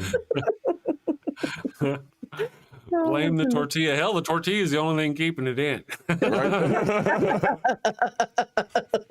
Wrapped for safety purposes. Yes. Saving that for later. Snap.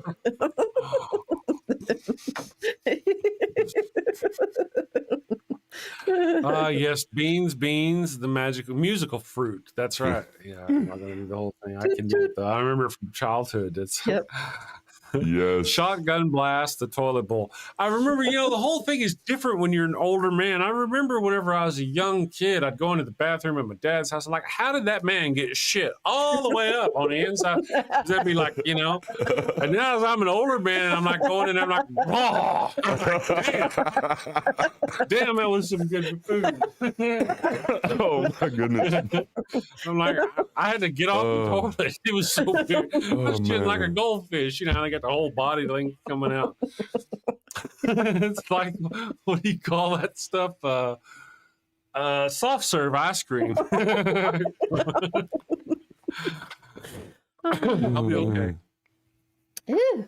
That's funny shit. Ha! Funny shit. You guys are right. Oh man. Oh.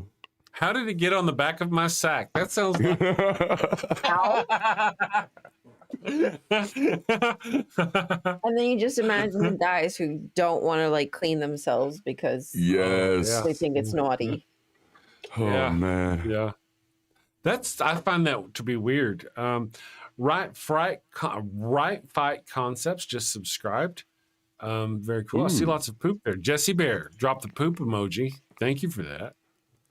And the fish. That's fish. That's cool. It's the same as babies. How does such a little baby produce so much stool? Oh my goodness, right? Children are yucky and disgusting. Who needs babies? Right? We still need the Father Flanagan's Holy Bidet. Oh, that's right. It Oh, recycles my the goodness. water. Oh man, that's a great idea. I want a holy bidet. I want a bidet for real. I do want a Bidet. bidet.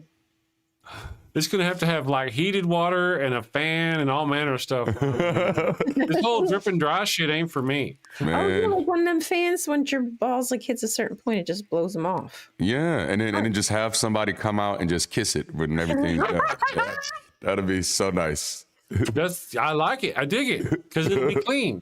They won't mind. That's right. I just washed those. Oh man.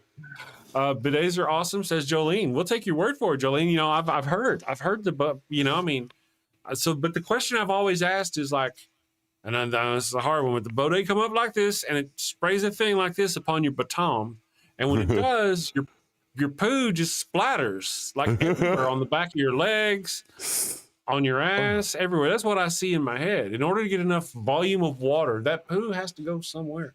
So do you wipe off the whole back of your legs?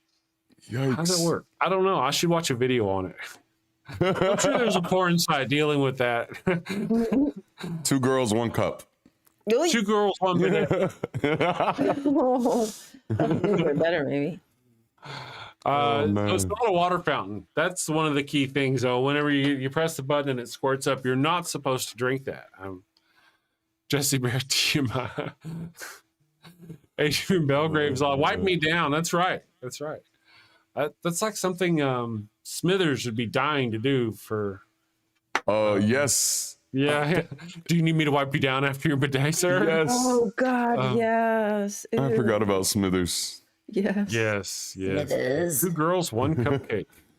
Ooh. Yeah. Lord, what a sick video. I know, right? Poop backsplash. I mean, where else can we start our day in such an amazing way? That's a great idea. I'm just worried.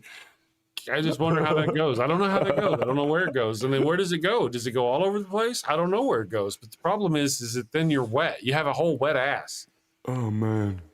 Right? Well, it's better wet with water than wet with poo particles. Yeah. That is true. But then, so do you just sit there and dry, or do you use toilet paper to dry yourself? You maybe you're just wasting tap. You got a little tap. Maybe you just wiggle your butt. You just stand up and Drip dry. Oh man. And how do you know when it's done? Right? How do you know? How do you know when it's done? I guess you're like, nice. is it clean? Do you keep hitting the button? Oh, it's not clean yet. Oh, and you just keep hitting the button. It's a sin. I wonder if they have like the car wash version, or just a spinner comes out. They just Oh, that's an idea, huh? right? Little like what is that? Yeah, stuff? the big ShamWow, chamois. ShamWow. Yeah.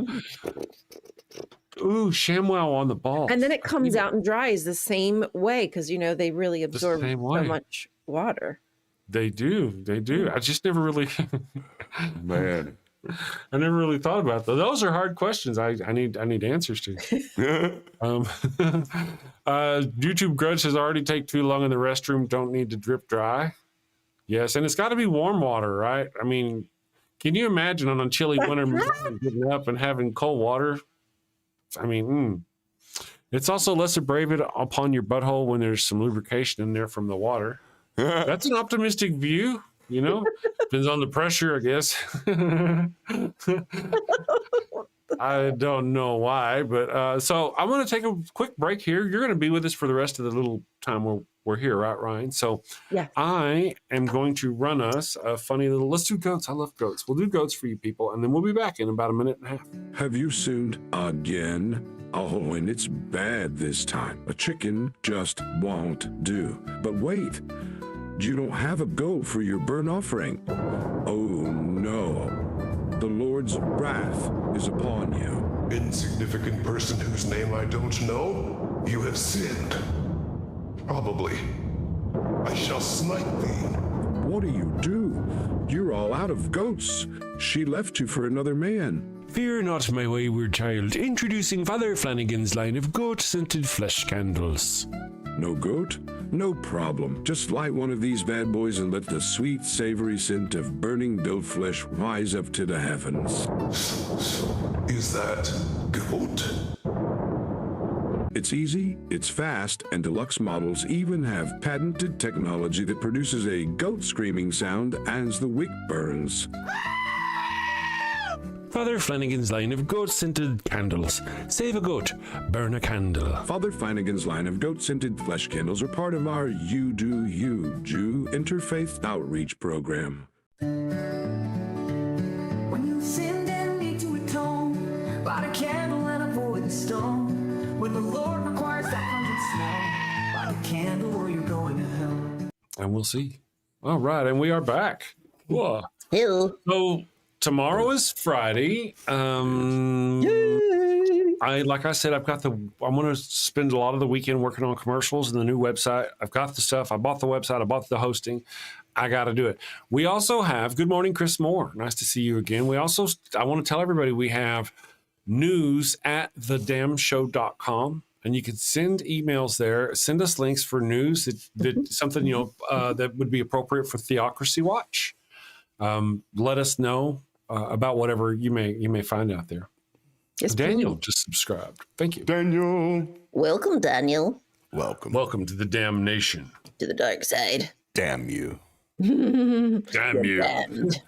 Fellow burner. I don't know. We'll know in just about 45 seconds.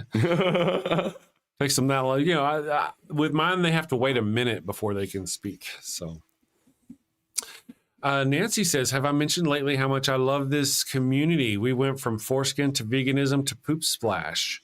Poop splash. Right? I mean, if you don't have butt jokes on a morning show, you're doing something wrong. There's just an ingredient you don't have. And then the foreskin thing, when the crowd asks for foreskin, what do you give them?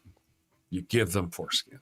You just can't deny your people, Darante is lost in space. He is. There he is. I was super high. Super high. Super high. Raven says, you people are so fancy with your fans and paper. What's wrong with using your fingers? Oh. It's sort of like, eating the peanut butter out of the jar, right? Is that how it works? Is that the visual? That's the visual I get. Highbrow dick and fart jokes. Oh, man. That's right. That's what we do. Yikes. I'd rather party in hell than be bored in heaven. Man. That's right. Heaven sounds like the worst place ever. Like, that's when you know you're indoctrinated, when you actually want to go to heaven. Like, if you had the option to go to heaven, like right now, like you can just go to heaven for a few days and hang out, you'd be like, no, I'm good. Because it's not a place. Nah, nobody's trying to get to heaven. If Christians wanted to go to heaven, they'd be solving all of our problems right now. Mm-hmm. Preach. I think one of the lines. best representations of heaven I've ever seen was in the movie As Good as It Gets with Robin Williams. Are you familiar with that? Is it what dreams may come? I'm sorry, what dreams did Oh, that, yes. Yes. Yes, I love Yes, that. I knew exactly. As soon as you said Robin, I knew what you were talking about. Yeah, that's my. That's a Have good you seen movie. it? I have. Oh, you are familiar with it. Oh, that's a good one. That's as far as heaven. That was the best idea of what I could think of as, the best representation. Because look at the Catholic thing. Really, you don't often see a vision of heaven so much. You always see hell. Look at John Wick. Not John Wick, damn it, Constantine. Constantine is a great example. You'll see the evil demons or whatever. Heck, often those shows that we talked about, Arnold Schwarzenegger's The Sixth Day, all that stuff. You usually see the demon side, because that's the fun, interesting side. That's the cool side. Now I enjoy that stuff. Those movies are so much more fun as a non-believer. Yeah. Now I'm like, yeah, this isn't real. This is like sci-fi, basically. But back when I was a believer, it was like, oh, now are the demons watching me because they know I'm interested? Because that's how it was portrayed to me. If you watch movies like that, listen to movies like this, you let the evil know they can come to you. Yeah. You open yourself up. That's right. Yeah. Yeah. I believed that. Oh, man. I always found it interesting as a non-believer to see the various different ways that people think hell works, or that the demons are hell, or whatever works. And one of the things I've always kind of asked is, all right, as maybe it's an actor thing, but what's your motivation? Yeah. You're a demon, you're kicking it. What are you doing when you're not trying to possess somebody? When you're in hell and you're just chilling? What do you do every day? Do you go to work every day? Do you come home every day? What's your motivation for wanting to go and harm all these humans? Why would you even want to, I don't know. Yeah, and they're different variations. Constantine, have you guys seen that movie, Event Horizon? I did not see that one. Man, I don't know. Yeah, Don't it's remember. a one where they go out and they find this ship, and the ship, they're trying to do some kind of hyperdrive thing or whatever, but it actually lets them pierce into hell, and hell is that what that's about? Oh yeah, it's really weird. Dang. Okay, that just caught Now my it sounds interest. interesting right now. I thought it was like a space movie, which I mean I like space movies, but Yeah, it is. But yeah, once you get there, it's all about it's wild, dude. It's a wild show. I had heard about it and hadn't seen it, but oh my goodness, whenever I finally got around to it and watching it, Sam Neill, isn't that Sam Neill from Jurassic Park? Yeah. Yeah, he's in it. He makes a great bad guy. Man. If he's bad, I don't even remember if he's a bad guy. I don't remember how it really works, but man, that's a good movie. If you got time, Event Horizon, that's a good one. Interestingly enough, as a Christian, I could never believe in hell. That was one, it never stuck for me, which is why it's hard for me to empathize with people who say, like, how do you get over the fear of hell? And I'm like, hell never had it made either, sense. either. Yeah, it just, Yeah. And how do they even rationalize how, when it's so deeply connected to other previously thought out ideas, like from Greco-Roman or whatever? How does that compare? How is that allowed? Because I mean that has a completely different set of gods, like who take care of hell, and isn't hell based off of a Nordic? Is it a Nordic god or? Oh hell yeah! Right. So like how do you rationalize that? The concept of hell could never stand up to one question, and it was the question that I would ask everybody from the time I was like 5 or 6 years old. How do you know? And that was it. You're right. How do you? Show me the evidence, please. It's like that, and then when you start thinking about all the different descriptions of hell, it's like, oh yeah, this all sounds like people are just making stuff up. There is no consistency across these stories, like. And that's what I say. Anybody that's trying to sell me a ticket into a place that they've never been to before, they're a con man. If you're telling me, hey, here's this coolest party in the world, I'm going to get you a ticket to get in. And you say, hey, have you ever been to that party? Well, no, nobody who's alive have ever been to that party. Well, how the hell do you even know this party exists? Why am I talking to you? Yes. Why am I talking to you like you're actually qualified to talk on this subject? And again, that's one of my issues with the way this country has tolerated Christianity, because we've allowed them to think that they're qualified to say this stuff. No, you're not qualified to say anything about a heaven or hell unless you've died and been there, and we have the proof. And until you have that, it's all bullshit. Oh yeah. Speaking of hell, Yeah. and movies and things about going to it and knowledge of hell. Have you played Doom? I may do the Sci-Fi Saturday show on the Doom series. Okay, so the Doom, here's the deal about the Doom game. The Doom game series is that they had people go to Mars, and once they got to Mars, they found like a portal to hell. And so there's this, you're battling demons and all this stuff. Doom is what really my idea of being a Christian afterwards would have been like. There's all these demonic monsters that you have to go through, blowing them up. You don't shoot other people. You know, you don't do any of that. You go after the demons, and they're trying to rip the portal of hell, and it's good shit. You ought to go, if you do games, give one of the Doom games. I like Doom 3 myself. I could fire that up and play that. But good stuff, and a great representation on what I think a lot of Catholics really, it's more, you know, because the hell, you go to hell. Yep. There's all kinds of stuff you do in this game. It's very, very I can't imagine, Ryan, that your cult would have ever allowed you to play the game Doom. Oh, goodness gracious, no. Probably not even be in the same room. I think they were, there's, I think, a Mickey Mouse game called Game of Hearts or something of Hearts. I don't know. Kingdom Hearts. Thank you. Nope, because there's magic spells. Yes. In there. Nope.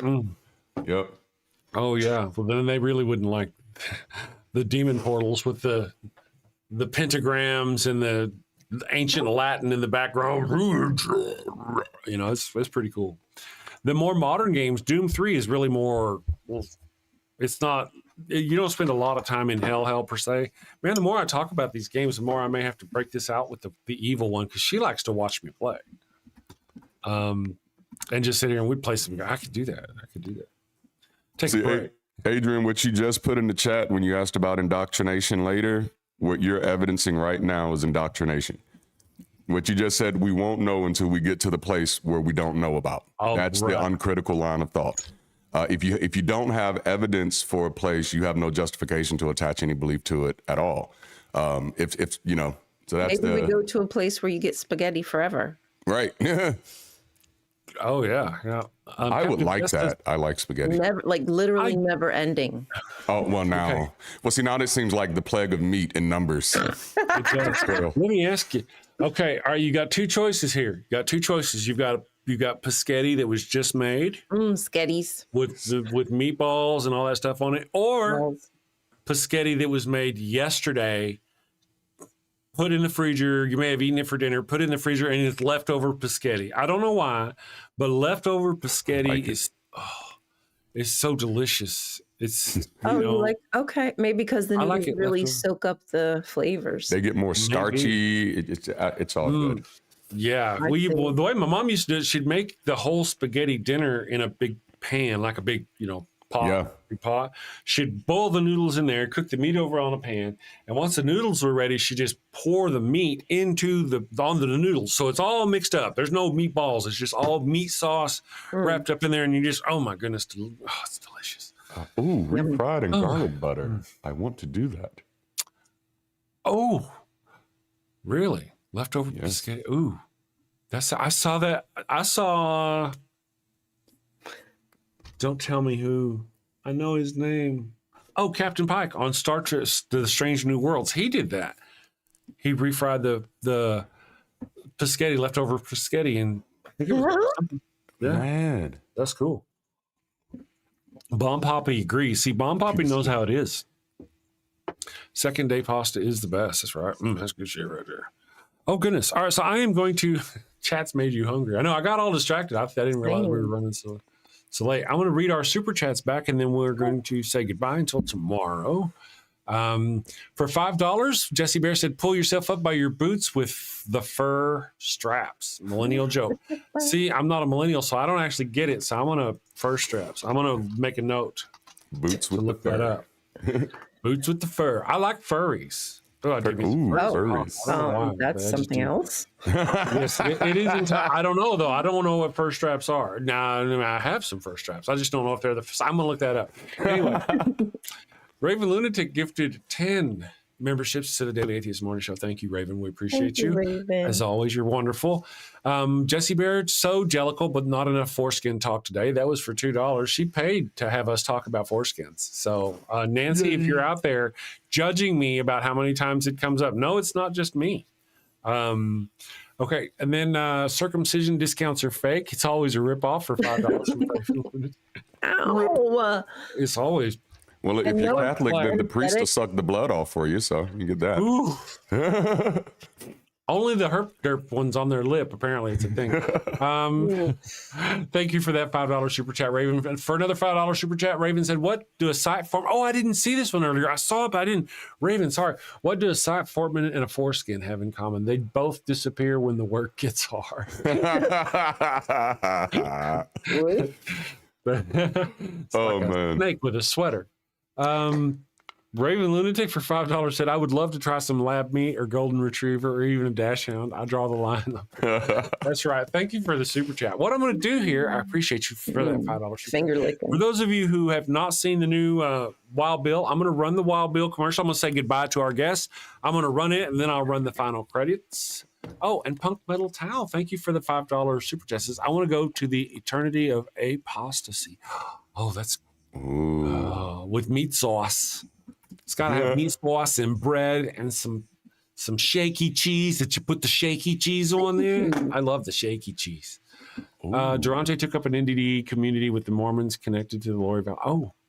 Yeah. Tell Darante to look up the NDE. Oh, yeah, that they even have such a thing. Yeah. Anyway, thank you very much, Punk Metal Towel, for finding us, for joining us, and for the super chat. All of you people, have a wonderful day. We will see you tomorrow. I'm gonna, like I said, I'm gonna run the Wild Bill 2 commercial for those of you who haven't got to see it yet. And see you tomorrow. Have a great night. Sin safely, my friends. Sin Take care. safely. Hello, and welcome to Shakespeare with a Redneck. Finally, I'm Wild Bill Wigglestick, and this is my trusty sidekick, Willie the Kid. And we'll be your handsome hosts, your gilded guide, your cowboys, concierges to Shakespeare. Oh, how cute. Wait, is that at 2, Ollie?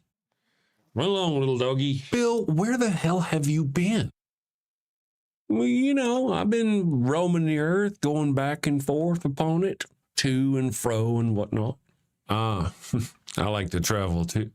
Wait a second. Yep, back and forth upon earth, doing unto others before they do unto me. Bill, are you quoting the Bible? Trying to quote the Bible? Indeed I am. Despite my appearance, I am a man of culture and know many things, not just Shakespeare. Really? So you have a Shakespeare monologue related to atheism or skepticism? Indeed I do. Bear witness. Oh, this is going to be good. This is the excellent foppery of the world, that when we are sick in fortune, often the product of our own behavior, we make guilty of our disasters the sun, the moon, and stars, as if we were villains on necessity, fools by heavenly compulsion, knaves, thieves, and treacherous by spherical predominance, drunkards, liars, and adulterers by an enforced obedience of planetary influence. And all that we are evil in by a divine thrusting on. An admirable evasion of whoremaster man to lay his goatish disposition to the charge of a star. My father compounded with my mother under the dragon's tail, and my nativity was under Ursa Major, so that it follows I am rough and lecherous. I should have been that I am, had the maidenliest star in the firmament twinkled on my bastardizing. Wow, that really is spot on about what we cover here on the channel, about how, people... So here's a quick rundown of the situation. Bill, this non-believer, ignores the teachings of his learned father and ends up getting 4 people killed. Bill, that's not... Okay.